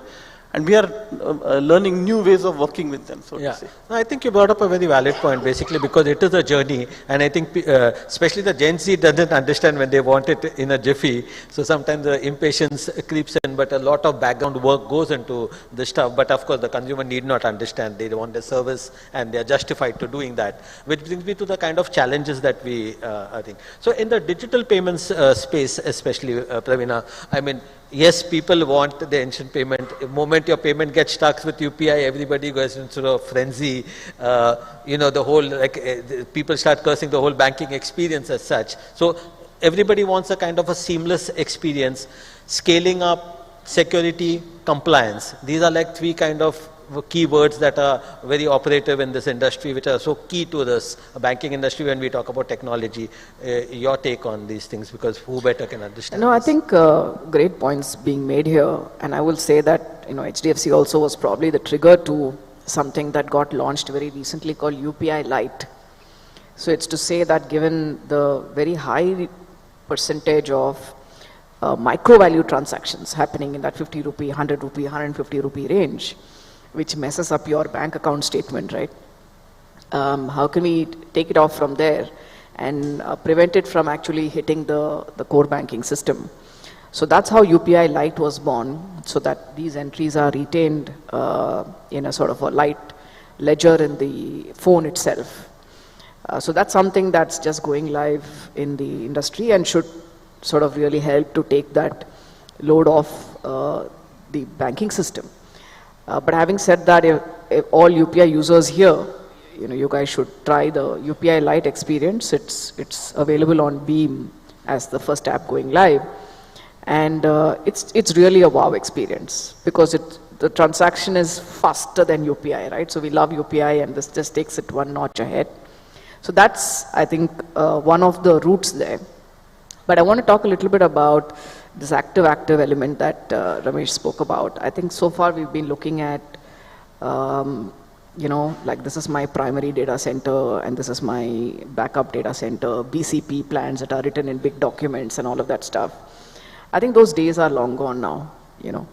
And I should say that I really appreciate our technology teams. I think we've rewritten the code of practically every payment system we run in the last 2 to 3 years to re-architect it, to make it ready for scale, and most importantly also ensure that it works in this active-active mode. So not just UPI, but if you look at IMPS, if you look at Aadhaar-based systems, you know, they've moved to an XML sort of a messaging format, which also allows this active-active mode to kick in. So really, I think some of these will change the experience of the Indian user many notches up in the coming months. Fair enough. Just a note, actually, people can try UPI Lite and must try. So combination of NPCI and HDFC Bank, you can definitely go for it if anybody is trying. It's really fast. It's super fast. And it's available. In fact, the other part that Pravina didn't speak is also, and maybe she'll cover, is the credit card part also. There's also credit card available on UPI. So you can actually not mess up your transactions on your statements. It's available on Beam. So, you know, that's an advertisement for Beam for sure. You know, but I think people should use I think it's a great platform. Yeah, I think taking that cue, not answering your specific question, but I think certainly one of the biggest themes right now is bringing credit into these instant payment rails, which has not really been the case so far. So we've looked at the core payment rail and said this is great, and we've got hundreds millions of users on this. What are the kind of services that people need? And there I think credit really stood out as a big one, and in all fairness, I think the Reserve Bank has given an approval for a product that is already in market, which is a well-structured and regulated credit instrument. Right. So anyone with a RuPay credit card can link it to UPI and hence use credit on UPI rails. On one hand, while the merchant ecosystem is live, I think a few of the large banks, including HDFC, is live on that now. And that's something that I think is going to be a big game changer in the coming months. Yeah. I just want to add on. I'd like to get on to the challenges, because I think we're running out of time, and Pravina has a hard stop, so I need to respect that. So Tejas, if you can tell us something about the challenges from the payments bank's perspective. I guess now you also, I mean, if I interpret the buzz rightly, you will also move into the small finance bank space, hopefully soon enough. But that's not the point. The point is more about the kind of challenges from the point of view of scaling up, and then also adhering to compliance and security. So it's a very interesting point you made, Leslie. Irrespective of the scale of the bank, the customer's experience will still be seamless. As you said, the appification of banking, right? And how the NPCI, all the payment railroads actually make this, a success at a customer level. Interestingly, it does not matter whether it's a 10 rupee transaction or it's a 1,000 rupee transaction. The customer needs to ensure or needs to have the confidence that the transaction will be, credited, if I may use that word. Now, coming back to the challenges, the biggest challenges is not only about ensuring that you get your digital strategy and your digital infra right, but also how do you ensure that the APIs, which form the railroads from a lot of partnerships, and all this, how do I say, these games that we see, like Dream 11, for example, right? I mean, we're talking about millions of transactions going in a minute. Now, how does a bank, overcome that challenge? And that's the reason why, increasingly, while UPI Lite is one of, a brilliant innovation, it also depends on how customers are easily able to adapt to it. But from a challenge point of view, how do I get our core infra right? How do I ensure that the transactions, because the transactions do get processed, and importantly, whether it's an account which needs to be opened online, or a lead, or any a material completion at a customer level, how does that get resolved in the most seamless way, and especially the areas where the customer journey is broken. Now that's something that we should spend about 10 seconds, because that's not a very highly spoken area. The customer journey and the customer experience probably defines the success of how a customer is most likely to refer to you. You about to the other colleague or to the other people, that this bank is reliable, this bank takes time, simple as that. And that's why the opinion gets formed. So our biggest challenge, which we are ensuring that we get it right, is to ensure that the transaction failures are into sub-decibels, customer experience is seamless. Obviously there are breakpoints, and how do we plug point? And third is how do we use areas or tools like artificial intelligence to ensure where the customer journey broke and where does it start at that point of time.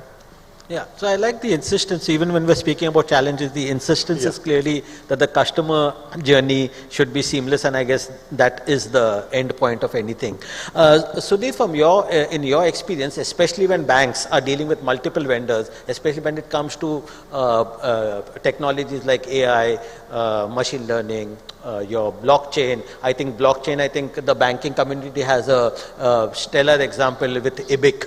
So IBIC is doing pretty well with the smart contracts, and I think the CBDC also. CBDC. So clearly we are making a lot of headway in those spaces. So when dealing with these kind of newer technologies, what are the kind of caveats that are there? What should banks really look out for? A couple of things that if you can give an advice. I think there are a few things. One, as you refer on the customer journey, I think you could get enamored by the fact that there is new tech out there, but unless it's really adding business value and then going through those use cases, which is never easy, that's never easy.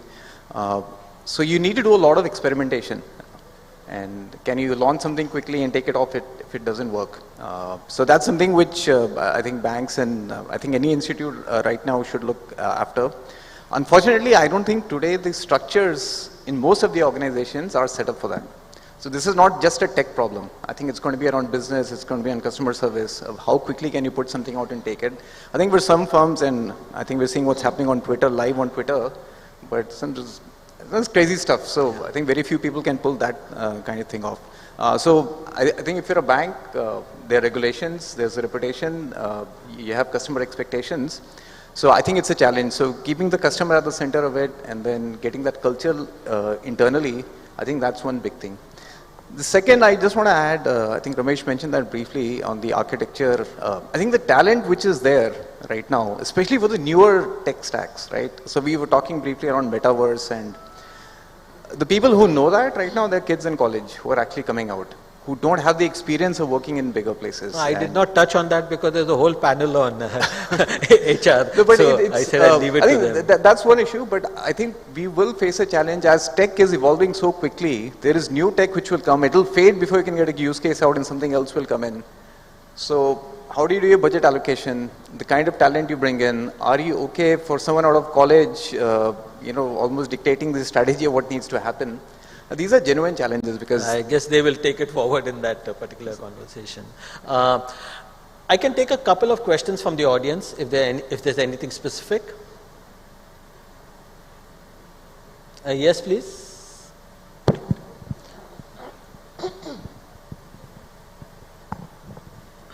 Because there was a question on the Gen Z using... you should identify yourself. Sorry. My name is Deepali Nair. I work with IBM.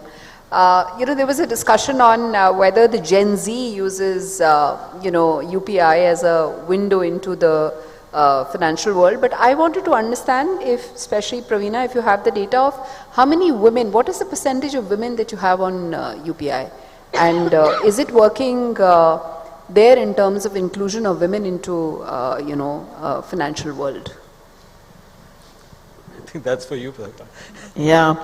So, we go by the data that we have access to, right? And as NPCI being the central interoperable platform, we actually don't know the demographic of the customer.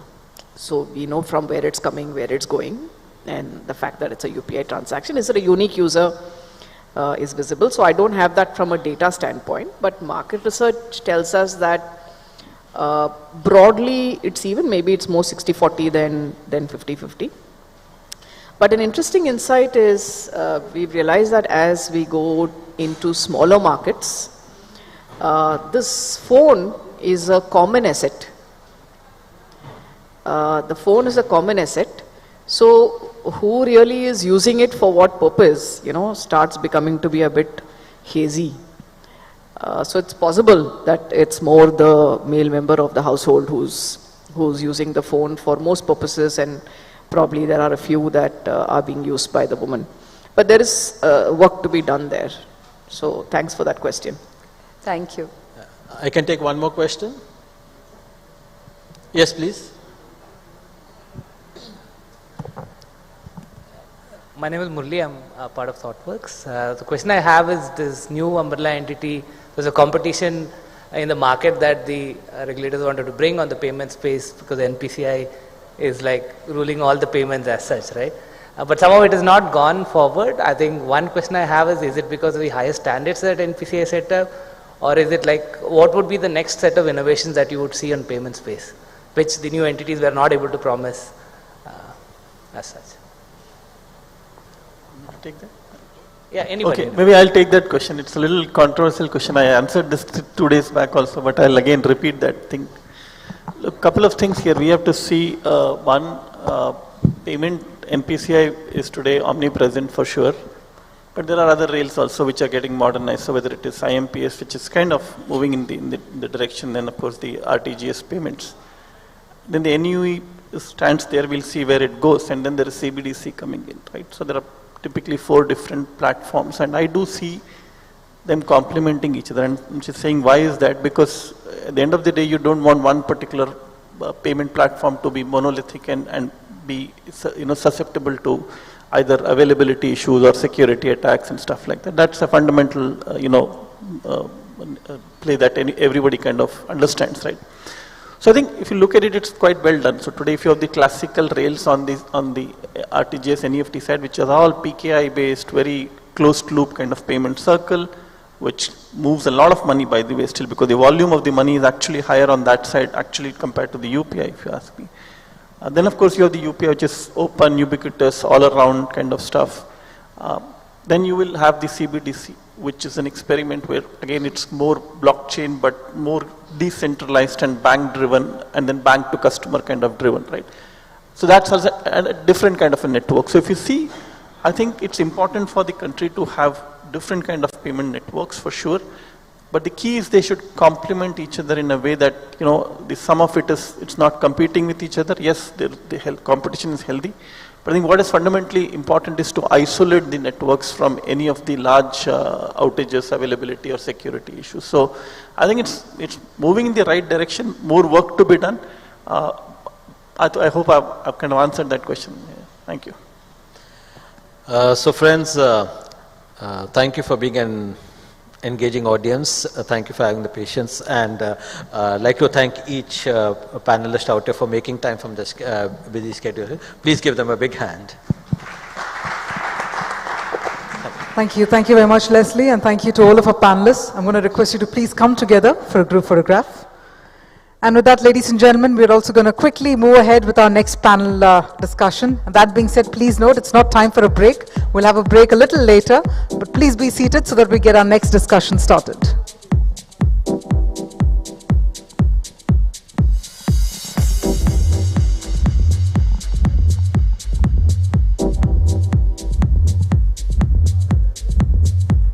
Thank you once again for that very insightful discussion. In fact, one of the pointers as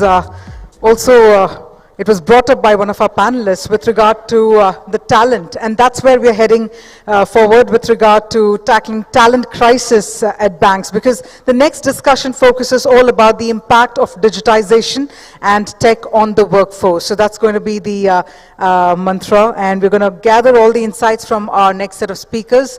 We're going to get the session started in a minute. That being said, once again, I'm going to urge all the members of the audience to please be seated so that we can get the next panel discussion started. All right, so it looks like the team is all set from this side of the hall. So with that, let's move ahead and let's quickly invite all of our speakers. First up, if I may please invite Raj Kamal Vempati, Head HR, Axis Bank. We have with us Vishal Kukreja, Head HR, RBL Bank. Chetan Savla, CHRO, Kotak Mahindra Bank. May I also please invite Upasana Agarwal, National Practice Director, ABC Consultants. And to spearhead this phenomenal discussion, we have with us Devina Sen-Gupta, Deputy Editor, Mint. Ladies and gentlemen, we are in the midst of some of the leaders over here. Can we have a dynamic round of applause from all of you as well? Let's bring that energy back in air. Please welcome all of our speakers. Thank you so much for joining in. I'm going to request you all to please take your seats, and I'm going to hand it over to Devina. Over to you then.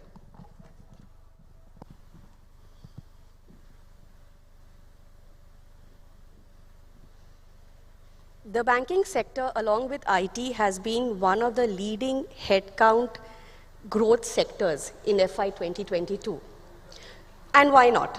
The insurance industry, the pharmaceutical industry, the IT industry, the e-commerce industry have been constantly poaching from your sector. Also, the sector has seen record high attrition in the last 2 years, which the HR heads out here have been trying with various permutation and combinations to ease. We're just going to find out what it takes to retain the employees after 2 years of the pandemic, and what happens when you see that the workforce you are bringing in right now has a very different set of demands than what was there even 2 years ago. Today morning, Vishal was telling me that, Devina, workforce stories are most interesting. Everybody seems to be reading and talking about it because balance sheets aside, all want to know when is the next hike coming and where is the next job coming. And he reminded me actually of the Peter Drucker quote that workplace is important because culture eats strategy for breakfast. And with that, we start our first question. I'll start with the HR heads and first with you. Rajkamal, tell me something, is after 2 years of COVID, what were the demands of your workforce? Were they asking something very different which was not there available earlier in the banking sector? So how did you see it? Thanks, Devina. I think the question I will answer in a different way. What has changed in the landscape, in the supply pool, right? And I see 4 to 5 big trends. One is, we often speak about how social capital, the fabric really changed. Fundamentally, all of us want to be part of a tribe. We want to feel that we belong. We want to be acknowledged and recognized. COVID happened. Obviously, the workplaces became your couches, your kitchen counters, your beds, if you will, and the manager could only be seen through the screen. I think that was a big shift that happened. The social fabric, that the frame of reference becoming the manager.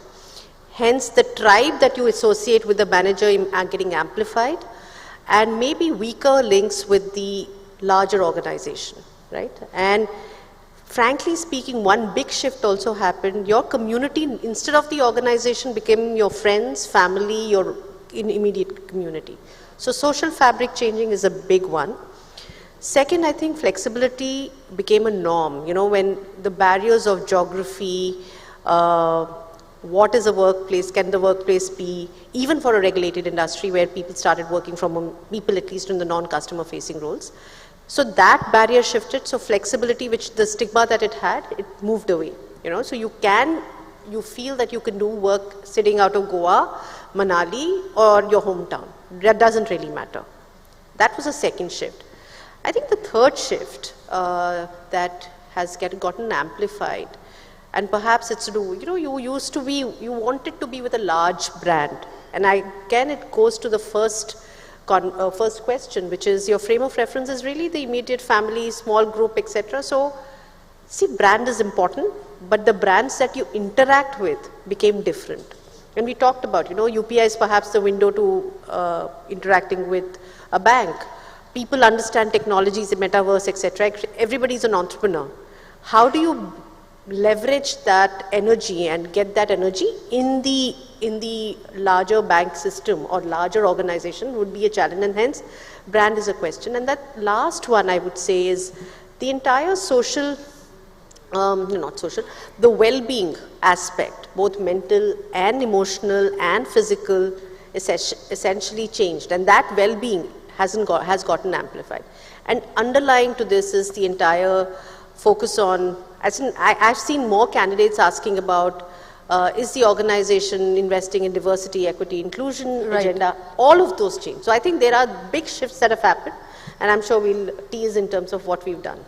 Right. So there's a lot of flexibility coming in, different kinds of demands. It's not just about salary always. Vishal, but at the same time, there is also this really younger workforce out here, right? They want hybrid, getting people to work to office. I'm a staunch supporter, as I was saying, that I like coming to office, but not everybody does. Banks have been working throughout. Branches were open even during the lockdown.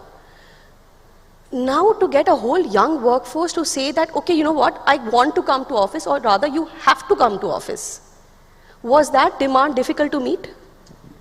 So, to be honest, I think that, when we talk about young workforce, we literally are talking about millions of employable youth. And I think it's a bit unfair to brand them in one go, or to say that they have one sort of need. We have younger workforce that wants to come to office because they feel that they want to feel connected.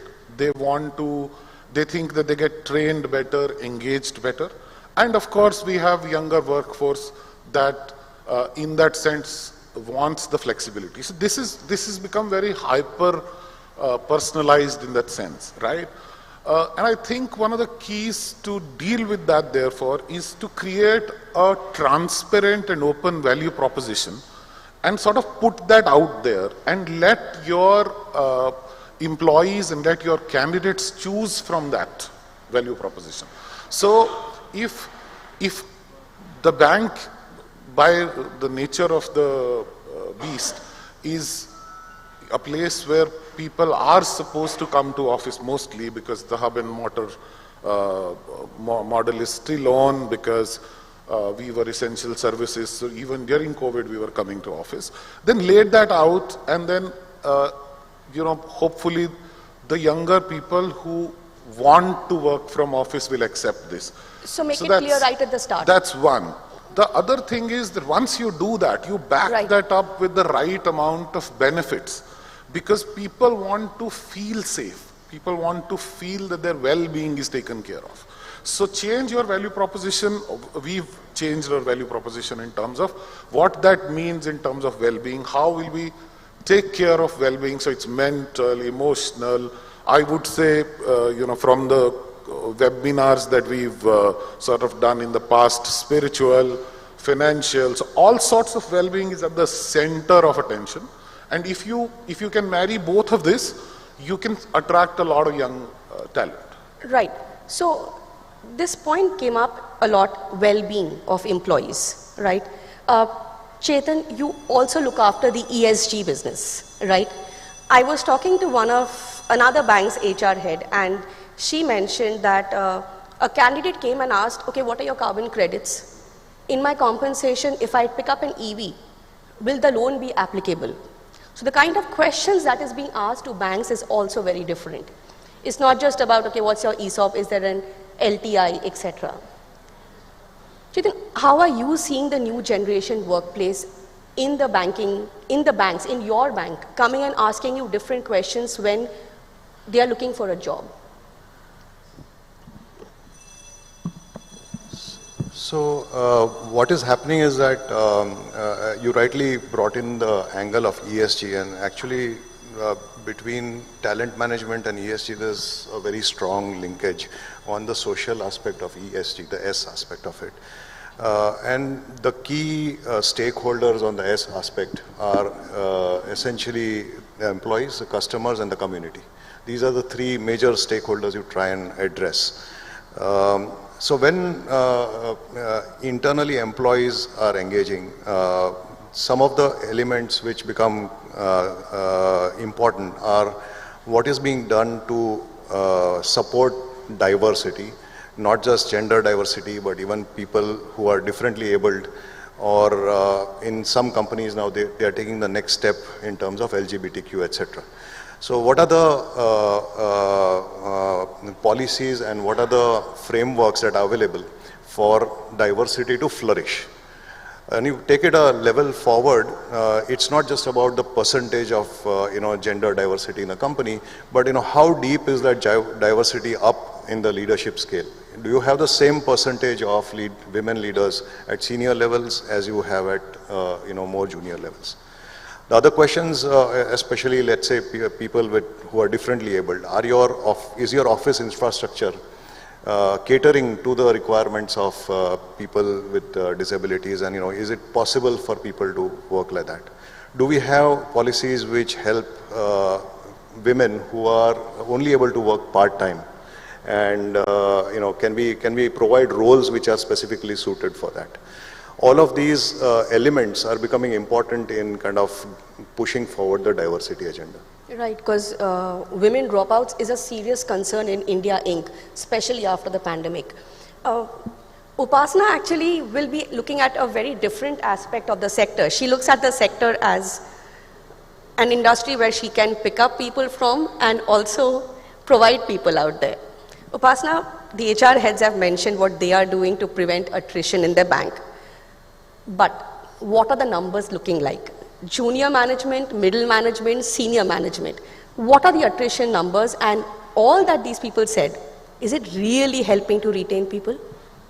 I'm sorry, I missed that. Is it really helping to retain the workforce? Okay, so I'm going to, firstly, I think that's a very interesting question that you've asked, an outside-in perspective on. So let me divide your question in three parts. One, there are certain areas which are growth areas, and I think this, the panel before that was talking about.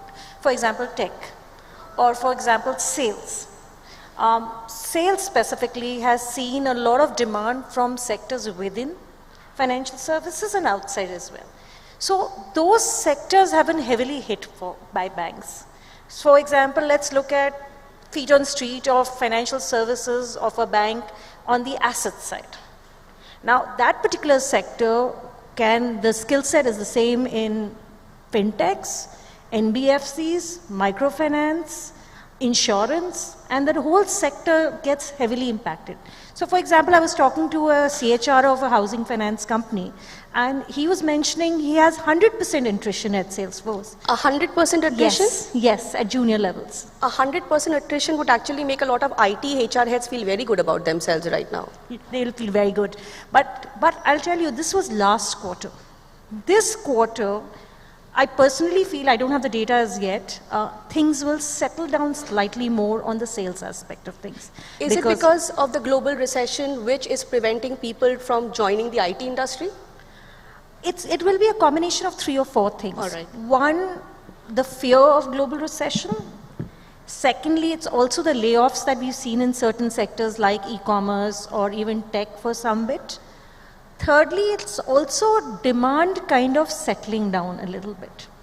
So I think a combination of that would stabilize the demand. Having said that, yes, financial services have had high attrition. I would assume within banks it would be anywhere between 40 to 50% in certain areas. In microfinance sector, I hear it's about 60%.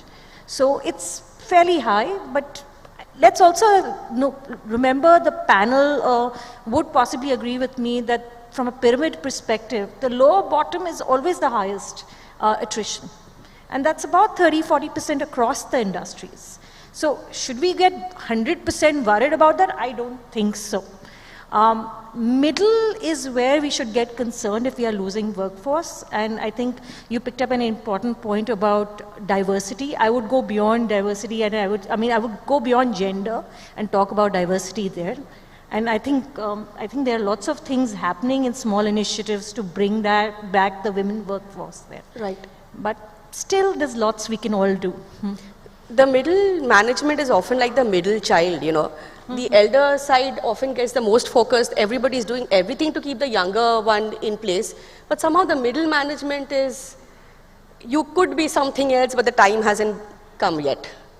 Vishal, one thing that you are doing, just one thing, to retain this middle management of yours, and you're seeing the difference.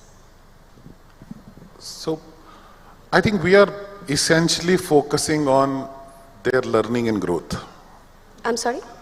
We are essentially focusing on their learning and growth, making sure that they learn and grow, because that's what, in our opinion, is the highest demand from the middle management for us. Because, you know, they've spent some time with you, they now have learned the ropes, they now know what their jobs are, and I talk about, when I say they, of course there are sections, but especially people who stayed with you for, you know, a year or two. And now they want to spread their wings and learn and grow. They want to try different things, because one of the reasons that attrition's been high is because of the opportunity to do different things. So even though traditionally banks have provided stable careers, right? The attraction to fintech, e-commerce is very well understood, because you go there and, you know, or attraction to the startup culture, and you get to do so many different things, etc., etc. While in banking it's stable, so you know, cross your growth hurdles after a particular point in time, etc., etc. Moving to some of these young companies in that sense help you accelerate in your growth, or so is the value proposition, right? So if you create those chances within, which is you provide people with internal job opportunities, you make sure that they grow, you invest in areas that they want to, we believe that you can really retain middle management well. Right. Sorry, that's a long answer to a very short No, but it's a very important answer, because the middle management, again, is what is your leadership pipeline tomorrow. Rajkamal, she walked in today afternoon and I spotted her, and I have not met her before. And I said, you must be Rajkamal, because there are only so many women banking heads in the industry. There are just very few right now. And this diversity topic everybody is talking about, but it's not really easy to implement, because you have young mothers, you have women who are in the banks for their jobs, but not necessarily. Many don't understand the difference between a job and a career. They're very different things. To push a woman and say, okay, no, job is great, but have a career. What are you doing in your bank to bring in this diversity quotient higher? See, look at this room. I walked in and I only saw suits. Sorry. And I'm like, okay, yet another room with very few women, and just give yourself a big round of applause, the women who are sitting here. Seriously, you know, you go to any room, and this is the state of the room in most of India, actually. And the unfortunate part is the urban Indian woman is the one who's dropping out. We all know that. I think one of the things we did, and I would still say, there is stigma of flexibility is passé. People working from home, mummy tracking them, oh, they can only work 2 hours, 3 hours, is another way of ensuring that the women drop off. One of the big things, and we did when COVID hit, one of the things we said is, okay, can we leverage people out of, you know, freelancers, etc., people who are there. You know, we put out 50 jobs. There were 60,000 applications. I kid you not, in 3 weeks, 60,000 applications in COVID time. And that's when we knew that something's happening there. We've hired actually 30% of our non-customer facing workforces in alternate formats, working from home or even working in freelance formats. 45%, 40 to 45%, even at the hiring stage, are women. They are not from metros. 55% are actually from pin codes we've never sourced. So for me, I think it's a challenge where we go with scarcity mindset. HR has, you know, talent is scarce. If we change and flip the coin saying there's abundance, barriers are in your head. Barriers are in selection, barriers are how you retain, barriers are in terms of how you mummy track people. Actually, the diversity problem will not be as difficult. Second thing we did was housework is work. We launched a campaign because, you know, we received a resume and said, there was a girl, Pallavi Sharma, who said, I'm head of finance and planning in my organization, Sharma and Associates. She said, I'm head of L&D at Sharma and Associates. And I'm saying, whoa, Sharma and Associates? And I realized she's obviously talking about her household. And women don many, many hats. And it was so interesting. I said, you know, especially when we talk about skill obsolescence in organizations, you know, auto industry, I was speaking to the head of HR, I said 6 months. Tech guys will say 3 months. Everybody's talking about skill obsolescence, and when we look at second career women, we want to have women who may have worked 10 years ago in some job and say, us women ko laenge. Why? Why are we creating barriers? We said housework is work, get women who've never worked. We managed to get that. I think initiatives where we break our selection templates and heuristics are the only way that we can extend it. Yes, get your supply pipeline right. Ensure you give them big jobs. Ensure at the time of promotion, the first promotion, don't say you're a double income person, you don't need the job. So I think there are many initiatives that need to be done, but change the room first. Change this room. Actually, it needs to start from here, and don't have manuals.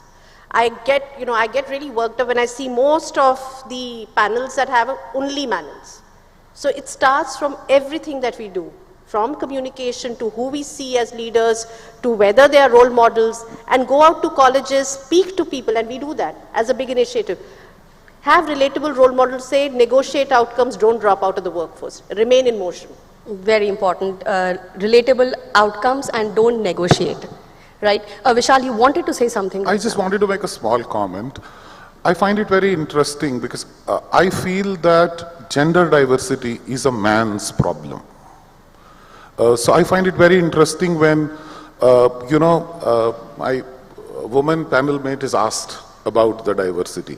I think it's we men who need to do much more in this area, because at the end of the day, this room is full of so many men. And I find it very interesting when we do the Women's Day celebration, etc., etc. I always judge the diversity or the future diversity of a company by the number of men attending the Women's Day event. And I think that change for sure starts here. Right, that one Cadbury hamper and the one rose on your table doesn't do anything much at all for anybody. At the end of the day, I think this is a business problem that we are solving. It's not just a good to do anymore. If we don't take care of diversity, we will leave key customer segments behind. True, and in bank, that's all that matters, right? Very important to ensure that you reach out to every possible customer segment. Right. There was this one study I was reading about, which was done across corporate India, and then I wrote a column on it, is forget Women's Day celebration, everything. There are not enough washrooms for women in corporates. The best of the companies, the best of the banks don't have enough washrooms for women. So it starts from something as basic as that. Moving on from gender diversity, I wanted to look at the age diversity. Studies say that the 2 to 5 year workforce, the 2 to 5 year experienced workforce is extremely difficult to retain. They want to go on to the next job. They really don't know why they want to go on. They somehow think that at 25, 28, they have to achieve everything. Otherwise, they are spent by 30. But then that's just the start of their careers. Now, banking is considered to be a very traditional form of a profession. Chetan, how are you managing to retain the 2 to 5 year workforce? Few steps that your bank has taken. So your analysis of the persona of that young person is correct, because the persona is, itching to do new things, itching to keep moving, itching to achieve things faster. And that persona is, at that age group, is not a new thing. It's always been like that. And the way to address it, at least in the banking scenario, at least at our end, what we are seeing is that we have a large number of businesses and a large number of functions within the same umbrella. If that person is itching to do new things, we have many new things to offer within that umbrella. So it can be achieved by formation of agile groups who go and do projects, and where young people are part of those projects. They're empowered to do end-to-end work, including implementation, monitoring, problem solving, everything. Just give them a problem, tell them you go solve it and come back. And that person gets the experience of a startup within a traditional organization. You curate specific learning programs which are suited for them. They've already done a recent, their education is fairly recent, and do something that's curated to that. Third, and very important, is throw them into the swimming pool once in a while. If somebody who's, illustratively, if traditionally somebody who is 35 years old has been doing a certain job, throw a 30-year-old at that job. And the results are quite surprising. And you find that, they match up to the requirements of the job, and they get the experience of, that movement that they are otherwise seeking elsewhere. And then do they stick or they go with that experience? Many of them will stick. It depends upon the quality of the experience you give. If the quality of that experience is not great, if the empowerment is not great, then they leave. Right. Upasana, this is where I come to you, is when you're looking at resumes and generic profile, I could be a fit in the banking sector also, I could be a fit in the e-commerce sector also. Do you find people shying away from joining, saying that, no, I don't want to be thrown in the deep end, I want the high designation of a startup, I want those ESOPs? Look, there are all kinds of people. I can't really box them, and everybody has different career aspirations. Specifically on the millennials, they're very keen on skills. And they're very interested in finding the job profile, which I don't think our generation was that aware. We wanted a brand. They're not that much interested in a brand. They're more interested in the job profile. Now, if you're looking for a mid-management, let's forget mid-management, let's talk senior management professionals. I think job security becomes very important to them. If you're looking for a mid-management professional and you're touching on diversity, I think we have to equate it also with the life stage that they are in. And then we have to find the balance of finding the right kind of job sets for them. So I think it's a combination of all, and the HR jobs becomes very difficult here. You will have to put them in various buckets and find the right skill set. I kind of agree with what Chetan was suggesting there. I think there are a couple of other things that possibly banks are also doing to engage with their new age talent. And things like projects, internal job postings have become very, very critical. I've seen MNC banks being very successful in this stage as well. And they are actually letting people have global projects as well, just trying them out, giving them that exposure and seeing who succeeds. And when we were talking about skills, I think what Chetan was again saying, throwing somebody with 4 years of experience in a job somebody was doing for 10 years is actually wastage of the person with 10 years of experience. We need to look at them to have another alternate career as well within the bank. True. We're seeing this in the IT industry, suddenly we have skill sets like, not suddenly, at least we're getting to know more about them. You need people with Python, you need people with AI, ML, etc. And these are the cool profiles. Now, in banks, are there certain, and I'm going to ask this to all of you all, are there certain profiles which are gaining traction, which you are going to look at and say, okay, this is the profile of the future? So we will start with Chetan. So broadly, the technology quotient, that's the question as I understand it, can be broken into two parts. There are sets of people who have to be deep in technology, who understand the Python, who understand the coding, who will manage the systems and the digital development of the bank. But everybody else needs to understand technology. And I don't think anybody has a choice anymore, because including in HR as a function, there is deep embedment of embedded technology which makes it function. How do you manage 100,000, 150,000 employees at that scale? When a relationship manager goes and talks even to a MSME customer, that customer is talking technology. So unless this person in between understands technology and has a digital quotient, will not be able to hold that relationship. Rajkumar? I'd like to add on here. I did a quick analysis last month on my order board, what kind of skill set, and that was to prepare my team internally as well. So I find AI, data, fair amount of jobs coming in banks. Second area, which is a growth area, is risk. Risk? Yes. And especially with the complexities that talent is facing today, I think risk becomes equally important from all aspects, whether it's cyber to market to operations to business. I think that's become a very strong area. Third is regulatory. Legal and regulatory is also now, fueling up. And I would say possibly the fourth area of growth that we notice is the whole private banking ecosystem. Because suddenly we've realized there's a large population of India which is going to hit the HNI segment. Right. So private banking, AI, regulation, risk. Yes.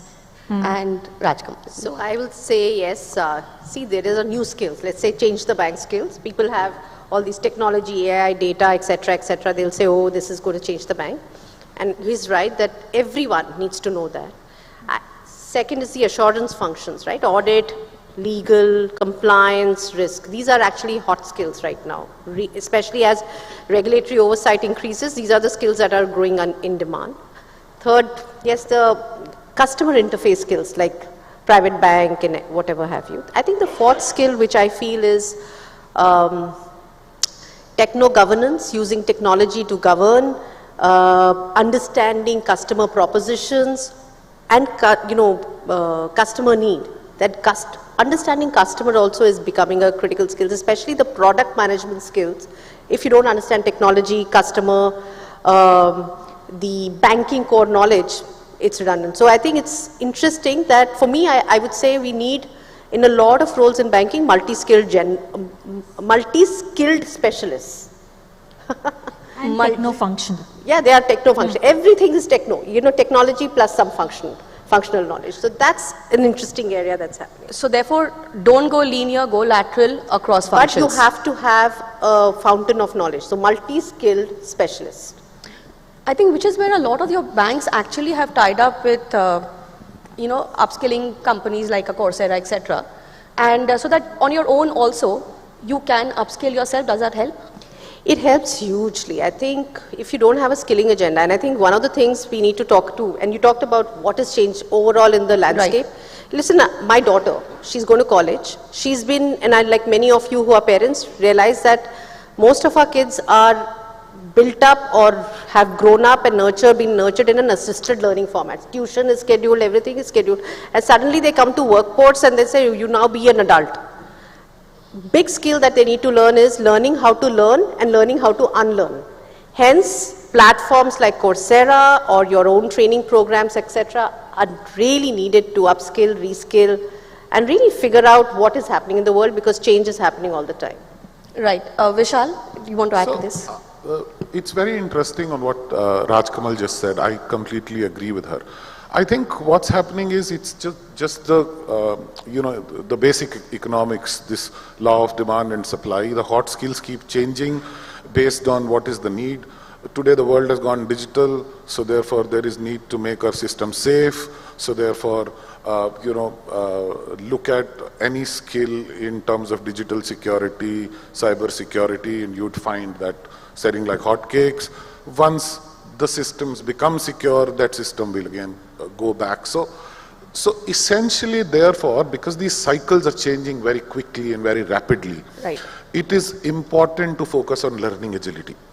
And I think if we can build a workforce that can learn a skill now, use it for a year or two, in the meanwhile, have an attitude and aptitude to learn something else that is future requirement, that's the ideal place. And I think a lot of investment thinking is going into that direction on how do we improve learning agility and how do we use the basic passion of what the workforce brings on by themselves in investing in the learning that they want.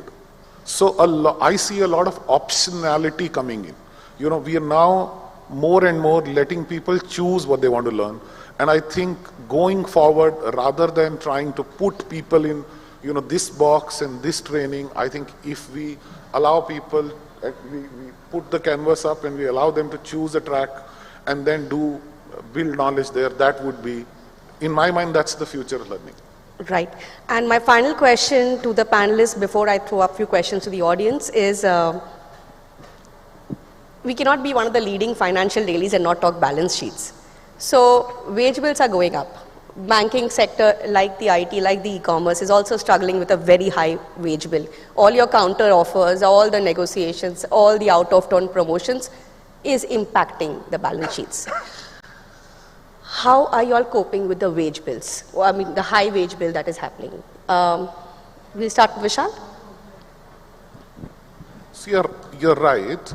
And I think the answer in that sense lies in automation.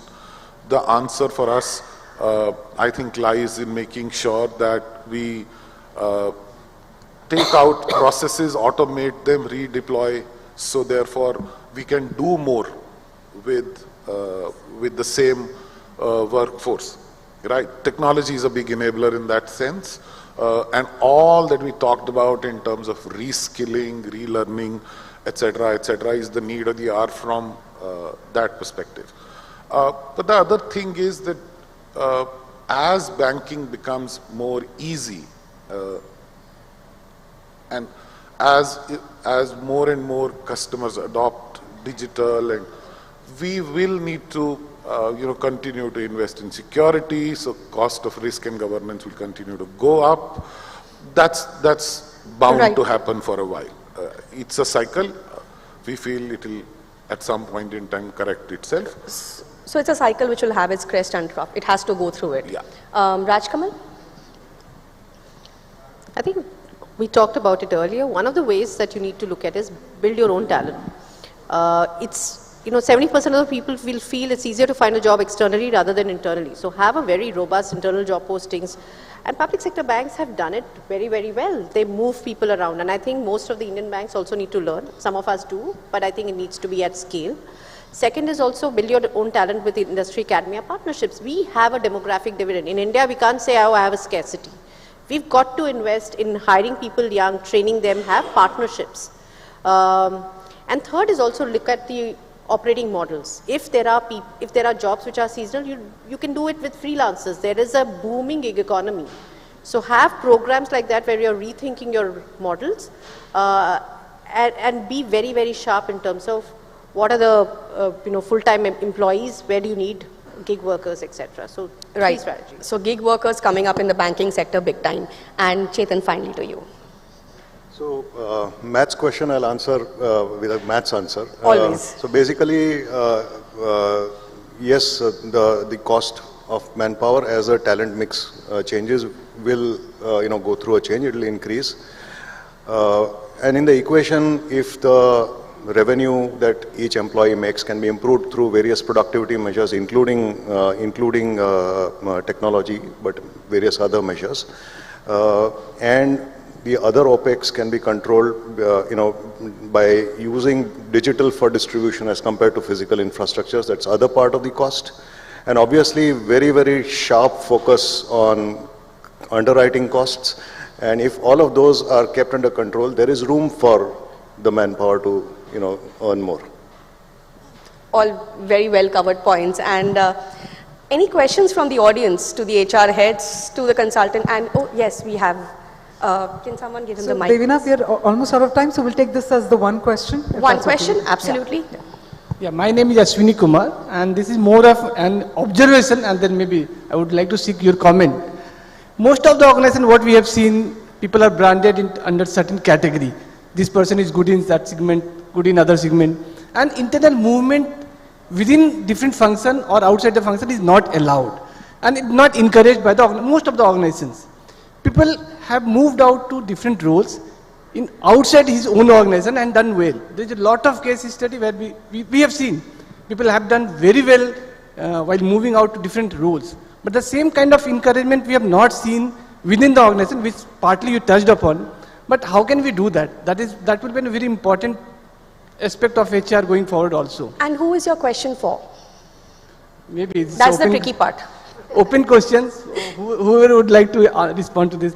Anyone, please. Okay, Chetan will take it. I think if I understood the question properly, you are asking how do you ensure that people who are otherwise seeking opportunities outside, how do they get it inside? I think one of the mechanisms, and I think few banks are already employing it, is to ensure that the rules of the external job marketplace are also deployed in an internal marketplace. And therefore, if you create a mechanism whereby internal job movements can have a marketplace mechanism where the person who is releasing, the person who is taking are working in the same manner in which as if they were at different companies. So the person from whom the employee is going away has very little room to retain that employee unless the job is interesting, and the employee therefore takes a call on where that employee wants to go. So if the internal marketplace is has a open, efficient marketplace, then it will work. So practically speaking, every job like in our bank is opened internally. Second thing is, once the candidate gets selected, the manager, the releasing manager doesn't have a say. They have to release. So put rules, guardrails, etc. And the choice is really with the employee. So talent, first of all, fundamentally, we've got to understand is an organizational resource, not somebody's functional resource. Right. Thank you. We've sort of made it a little more favorable by cutting down the time that it takes for an hiring manager to get people from within rather than from outside, because outside there are notice periods, etc., etc. So we are experimenting with that, and we are finding that the moment you go to a hiring manager and say, hey, you will get this resource 15, 20 days before you get it, internally before you get it from outside, that tilts the decision in that favor. Essentially, the other piece is that if you encourage not this so-called talent mindset, which is, a person has a talent for something, but a knowledge, skill, and attitude mindset, where you say that knowledge is impartable, skills are teachable, and attitude is something that you hire for within the organization. You help your hiring managers make better choices with internal candidates. So we sort of focus on that. Thank you so much. That always happens. The entire HR panel has answered your question. And thank you so much. We've covered this whole gamut of topics as to where are the people, where are they going, what have been the compensations, and how to keep them back. Thank you so much. It's been a really interesting discussion. Thank you so much. Thank you, Devina, and thank you to all of our panelists as well. And if I could request you all to please come together for a group photograph. That being said, this particular session actually had a lot of questions coming from the audience, and I'm so sorry that I couldn't accommodate. That's because we're completely out of time, and our next speaker is also having some prior commitments, so we need to get them all on board. My apologies, but I'm going to request you to please connect with our speakers offline for any further questions. That being said, please also be seated because we're about to get started with our very next session, and this is where we are talking about the fact that the financial sector that has been forming an integral part of the economy and also regulating it is definitely no easy task. So we've also observed that there's been a recent friction between the regulators as well as the emerging business, and that's what shows as to how these companies and most importantly the industry are prone to regulating risks. So the big question is, how can the sector brace for the unforeseen developments? If that's a question, let's quickly get the answers. We're going to do so only if everyone's seated, and let's get our next session started. All right, so we're just going to quickly take a check. I'm going to request everyone to also please take your seats. Ladies and gentlemen, as far as inviting our next set of speakers, some very prolific set of leaders joining in for our next panel discussion. And for this, to moderate, in fact, we have with us once again Shayan Ghosh, who's the National Editor, Mint. We already had the opportunity to hear from him right at the start of the session with some interesting data points, but we'll also have him again on board to moderate. Before I invite him, let me invite our prolific set of speakers who have joined us this evening. We have with us none other than the former Executive Director, Reserve Bank of India, Mr. G. Padmanabhan. If I could please humbly invite you, sir, to please come on stage. May I further invite Anurag Jain, co-founder, Credex, and chairperson, Digital Lenders Association of India. We have with us the chairperson, FinTech Convergence Council, Mr. Naveen Surya. And we also have with us none other than Shruti Rajan, partner, Tri-Legal. And to spearhead the session, we have with us Shayan Ghosh, National Editor, Mint. I know this is that time of the evening where suddenly everybody felt like heading out for a break. While I see we're going to get them back again, I see a limited audience. Can we have an unlimited round of applause? Let's have you all give that energy to this side of the hall so that we can get insights from all of our leaders. With that, Shayan, over to you. Right. So very good afternoon, everyone. This panel, as you can see, is on the regulatory risks in the financial sector, on issues that businesses face in terms of how they react to regulations, how their conversations are with regulators. Because of paucity of time, we'll jump straight into the questions. I'll first go to Mr. Padmanabhan. Sir, we are seeing this whole advent of a new set of financial sector companies. So as a regulator, why don't you start by outlining what are the challenges of regulating this new set of companies, and how does the regulator meet them? Anyway, I thought the regulator always spoiled the party, not start the party. But in any case, I think the question that you ask is a dilemma faced by the regulator, irrespective of whether we are talking about innovation, fintechs, any kind of regulation. Because please understand, regulation is a decision taken sort of a gray. We do not know what is going to be the outcome. I think if I could take a different example to prove the point that I'm making, is that few years ago when the first taper tantrum happened, the Reserve Bank of India took a decision to attract the FCNRB funds into this country by allowing certain interest rate above the market, and there were questions raised as to whether we were giving a free run for the foreign investors who wanted to come in. The calculation that we made was that ultimately if this stabilizes the rupee, then it is going to prove economical or beneficial to a whole lot of segments, particularly the oil imports, which are almost inelastic. And overall, if that happens, the country is going to gain, and the repayment is going to happen automatically out of the accretion to the reserves which are going to happen. But this was a decision which was clearly taken in the gray, because if that thought process had not actually happened in the market, then Reserve Bank and the government could have been criticized for what happened.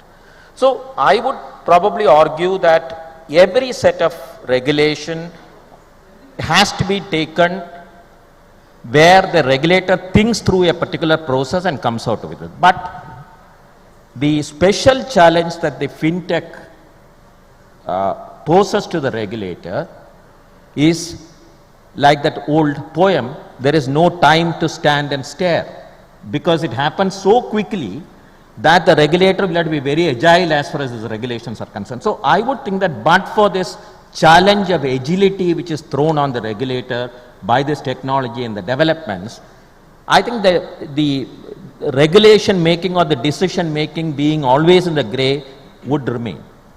Right. Taking that forward to Shruti, so how difficult it is, I mean, he was talking about how things are evolving, how difficult it is for regulators and for professionals like the industry to keep up with the changes that are happening right now. So look, I think like Mr. Padmanabhan rightly pointed out, you are faced with a constantly kind of moving industry, right? So the way I would look at it is, one is first you need to understand what the problem statement is and kind of frame it in context. Today it is not as if regulators in India across sectors, whether it's the RBI, any other financial sector regulator, it's not as if they're sitting tight and doing nothing. I think what's happening is obviously industry, like Sir rightly pointed out, is going much ahead of what the regulations can capture, and that's not a problem unique to India. That's just the state of how all markets are growing today. So, of course, it's a problem for everybody, industry, lawyers, advisors, everyone included, to keep pace with what's happening. And I think something we were discussing earlier as well, when the panel was chatting backstage, is I think it's time for us to just maybe go back to the drawing board to understand how you can solve for something like this. Today, maybe think of like a broad principle-based framework across all regulators, which looks at accommodating what are the ideas which on a first principles basis, regulators will accept. What are the key principles basis which they want these businesses to operate, so that anybody who has a new idea, who's looking at disrupting a particular sector, has some starting point. And honestly, as lawyers, I must tell you that when we are confused about anything, right, we tell ourselves, go back to first principles. Today, if I'm looking at a very complex structure, I'll tell myself, forget about everything, forget about FEMA, forget about everything, think of Indian Contract Act. What does it say? So very often in times when there is no answer, your first principles give you that answer. And I think this sector, this time and the moment we are in today is perhaps a very good time to apply that same principle to how we regulate industries as well. Okay, we'll hear from the industry from Naveen. We have seen how RBI remains undecided on certain regulation. It sort of broaches the subject and then keeps the industry and others hanging. For instance, the NUV guidelines and also say whether corporates could be allowed in banking or not. For the industry, how beneficial it is to have a roadmap, and not be left hanging. So by the way, sir, sometimes regulators also join the party. And there's a different implications of that, we'll talk separately. But okay, coming to this specific point on roadmap. So fortunately or unfortunately, when you don't have a roadmap, you can just go anywhere you want. That's what is happening probably when it comes to fintech and the policy side of it. Barring, I think, payments and settlement, a vision document which articulates at least next 3 to 5 years something. It's a different thing how much of that gets actually followed, like in case of NUE, right? Despite doing maybe 5 years work by the regulators, by the government and the industry themselves, there's still no clarity. There's no official statement other than what you hear from a media, and you don't know where to believe and not to believe. So you're absolutely right. So in an industry where the demand side is still extremely underpenetrated, right? Which results in a lot of entities coming, innovating, or let's say creating newer services. Not everything is innovation, but let's say trying to fulfill that as a demand and creating a supply side.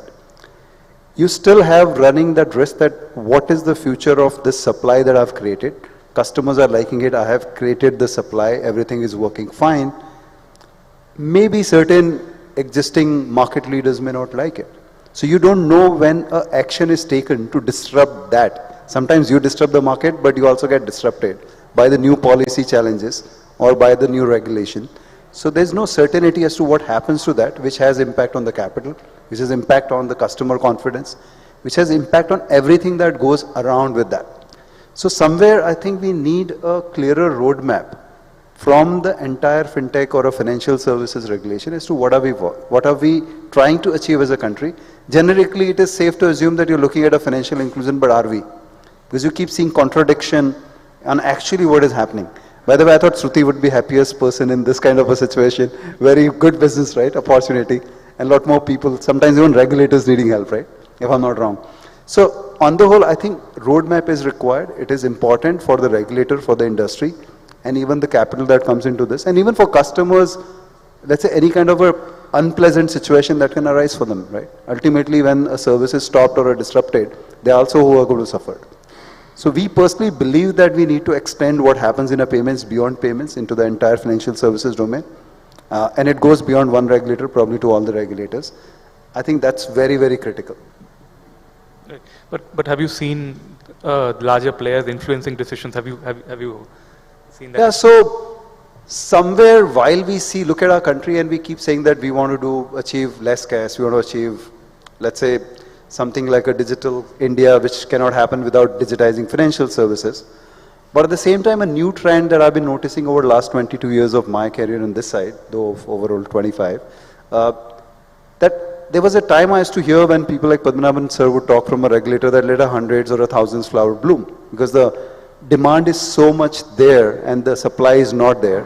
But suddenly all the things are pointing out without being said that we actually like monopoly. Everything that's happening over a period of time that I've seen, especially bigger decision, top to bottom on the policy side, is creating monopolies. So are we trying to genuinely believe in more flowers bloom? Or we are seeing, and I can throw examples. I mean, I can start right from the industry where I started, PPI. It was growing, it has been growing, and you saw IMPs actually being growing and getting noticed by banks also later because of the PPIs driving the domestic remittance through them, right? That's the reason that success that created probably also became a failure, because somewhere certain players didn't like that growth, didn't like some new segment of players coming and taking that business away from them, which in a first sense they were not catering to. But then an arbitrage was created where a compulsory KYC comes on, a PPI if you're doing a money transfer using IMPS. But the same thing is allowed if you do it as a BC of a bank without any KYC. I'm giving you an example, right?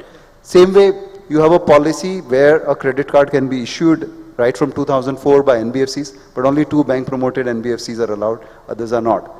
While we see 800 million plus customers are in credit bureau, credit cards are issued about 100 million or so, or maybe growing, but unique would be even much lesser. But it's systematically not being allowed to expand into NBFCs. Again, somebody tries, maybe shortcut, maybe wrong, but somebody tried to fulfill a demand, and suddenly a guidelines come, not penalizing on the lending side, but on the PPI side saying that, hey, what you were doing was wrong. But I still trying to figure out if two legal entities were doing what they were licensed for, what was wrong in it that. Maybe somebody tried to become cute without getting clarification. The reality is that they were still individually in their scope. So we keep seeing instances where would an innovator, could be bank, could be non-bank, they create a scale, they create a policy, a product, and became a guinea pig, scales up, suddenly some intervention comes which favors only selected handful of players and transfer all the business to them. Is that the model we're trying to create? So that leaves us baffled, and I don't think at the top that is the intention, but that is what is happening. Again, you see e-rupee, amazing product, but the way it's going to get implemented, we have a question mark. So I'll leave it there, because again, if I get into details, then it could be a 3-hour session. No, looks like Mr. Padmanabhan might have something to say. He's smiling all around. I mean, first of all, let me start in a lighter vein. The problem with the regulator getting into the party upfront is he wouldn't know when to stop. When he stops, if he switches off the music, then the entire thing comes to a standstill. So that problem is there. But I am saying that one of the things that the regulator has to be mindful of, it goes back to the days in 2012.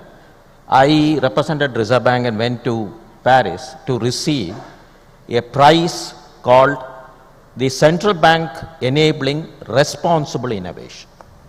So this is where I am making a difference. There has to be innovation, but the innovation will have to be responsible. So how are we able to make sure that the innovation that we are implementing is a balance between the customer convenience and the customer safety? And that's the real challenge that the regulator faces when he tries to put in place a new policy in a complete unknown sphere, because all these are new. So there, I think one of the problems that come in is that by definition this country takes it that we on an average basis practice jugad. So once jugad is built into regulation, then the regulation tends to get tighter than what it ought to be, right? Now this is where we need to find a balance. I think it's a responsibility of the entire ecosystem to make sure that we work towards what is responsible innovation, because irresponsible innovation can have a lot of implications, and then the regulator will tend to get tighter and tighter and tighter, be more specific, more micro, which is not good as far as technology-led innovation is concerned. Coming to Anurag now. So a little broader question to you, what do you think is, as someone representing the digital lenders, what do you think is the role of industry in shaping regulation, in interacting with the regulator, and how do you take that forward? So I think when you talk about regulation, it has to work in sync with how the market is behaving, right? So while I agree with Padmanabhan sir's point on responsible innovation, I think the pace at which innovation is moving, right, is far more and manifold as compared to how the regulation is moving, right? So when you come out and try to regulate something, right, you already know the playbook, right, and that is where you are designing some of the rules and regulations to regulate that particular thing. But the pace at which innovation is moving, right, I mean, you don't even know what are the contours of it, what are the parameters on which you have to actually regulate. I mean, one classic example we were talking about was maybe ChatGPT, right, on OpenAI, right? Today it is staring as, it is looking as turning out to be another competitor for Google search engine, which, I mean, maybe most of us just a month back may not even have comprehended that, right? I mean, that something like that can actually come up in such short span of time, which has the potential to actually, turn around the whole, stakes. So I think the pace at which innovation is moving, right, is very, very different from where, the regulation might come in. So I think there will always be that catch up that will be there, right? The innovation moving faster, turning around things, and, by the time, the regulation comes in, the innovation is again moved, has basically taken another set of lead right from where they were in the beginning. So both these things have to go hand in hand. Second, important thing which is there is that I think to be able to manage both these things together, there has to be a more collaborative and more consultative approach that the regulators and the companies have to take. I'm not just talking about maybe, the fintech companies only, right? I mean, even if you look at NBFCs today, right? NBFCs are regulated. They are, obviously under the purview of the regulator. I think there are a lot of pockets where, the current model of even NBFCs can be optimized, right? And this is when we already have close to 9,500 NBFCs in India today, right? So I think there has to be more in-depth, I would say, in-depth study of some of these business models that are required to be able to even come up with a broader, or a softer guardrails to be able to, regulate some of these business models. But in some cases, I mean, we have seen RBI taking, do you think RBI has been taking way too long in some cases? Say, instead of nipping it in the bud, going on and, when the industries has gained some amount of critical mass is when it starts disrupting. Sir, I would like to, I think. I think critical mass is one aspect which you rightly pointed out. That is very important because if something is very, very small, there's no point in spending any time on the regulation bit. The other thing that we are seeing in the industry in the last couple of years is the convergence which is happening, right? Today when you talk about payments, right, it is overlapping in a lot of areas with lending now, right? You're looking at insurance, you're looking at, some of the other functions which are constantly overlapping with some of the, other areas, which creates a very complex environment, right? I mean, nobody had ever thought about maybe, a pocket-sized insurance, before maybe Olas of the world and, some of the other companies came up. So that is an innovation, right? And we are seeing a convergence of some of these technologies, some of these concepts, some of these business models coming in, and which is where the role of a regulator is becoming more and more complicated, right? Yeah, I just wanted to add a comment. See, it's not that we need more regulation and that will solve. The reality is fundamentally you're still dealing with the same fundamental needs, lending, payments, right, insurance. The how part is changing. You already have mechanism, and again the partnerships models for that delivery is changing. So what you need is the how part being fixed. But even for there, fundamental guidelines are already there. There are things like outsourcing guidelines, there are things like co-branding guidelines, there are already so many things. But like Anurag mentioned, the issue is today probably the regulators work in a different independent silos. Secondly, their method of regulating whether the law comes out, whether the supervision happens, whether the inspection happens, that's happening post facto. So unless one that is seen in a converged way, what are the implications? Because the risks are same. They're already managed. But probably who is managing or who's executing that is changing. So how do they come together and solve that together as a one single body? Secondly, unless you get into even RegTech kind of a model where what is happening today is seen today. Not after 6 months, one player doing something at a scale, and then you suddenly take action where the entire industry comes into the risk or is painted with the bad brush, right? So those are the risks we are fighting against. Otherwise, I think at the pace we are growing is amazing. We all understand when speed is there, you also need speed breaker. But we should not forget our fundamental challenge is still this large scale under penetration of financial services. No, I mean, let's get our expectations right. If we think that the regulators anywhere in the world, not India alone, is going to keep pace with the innovation, that's not going to happen. Let's be very clear on this. So this is where I go back to the point which was made by Shruti, that probably it's time for the regulator to give up micro-regulate any product in this country. Regulated entities. Now, compared to say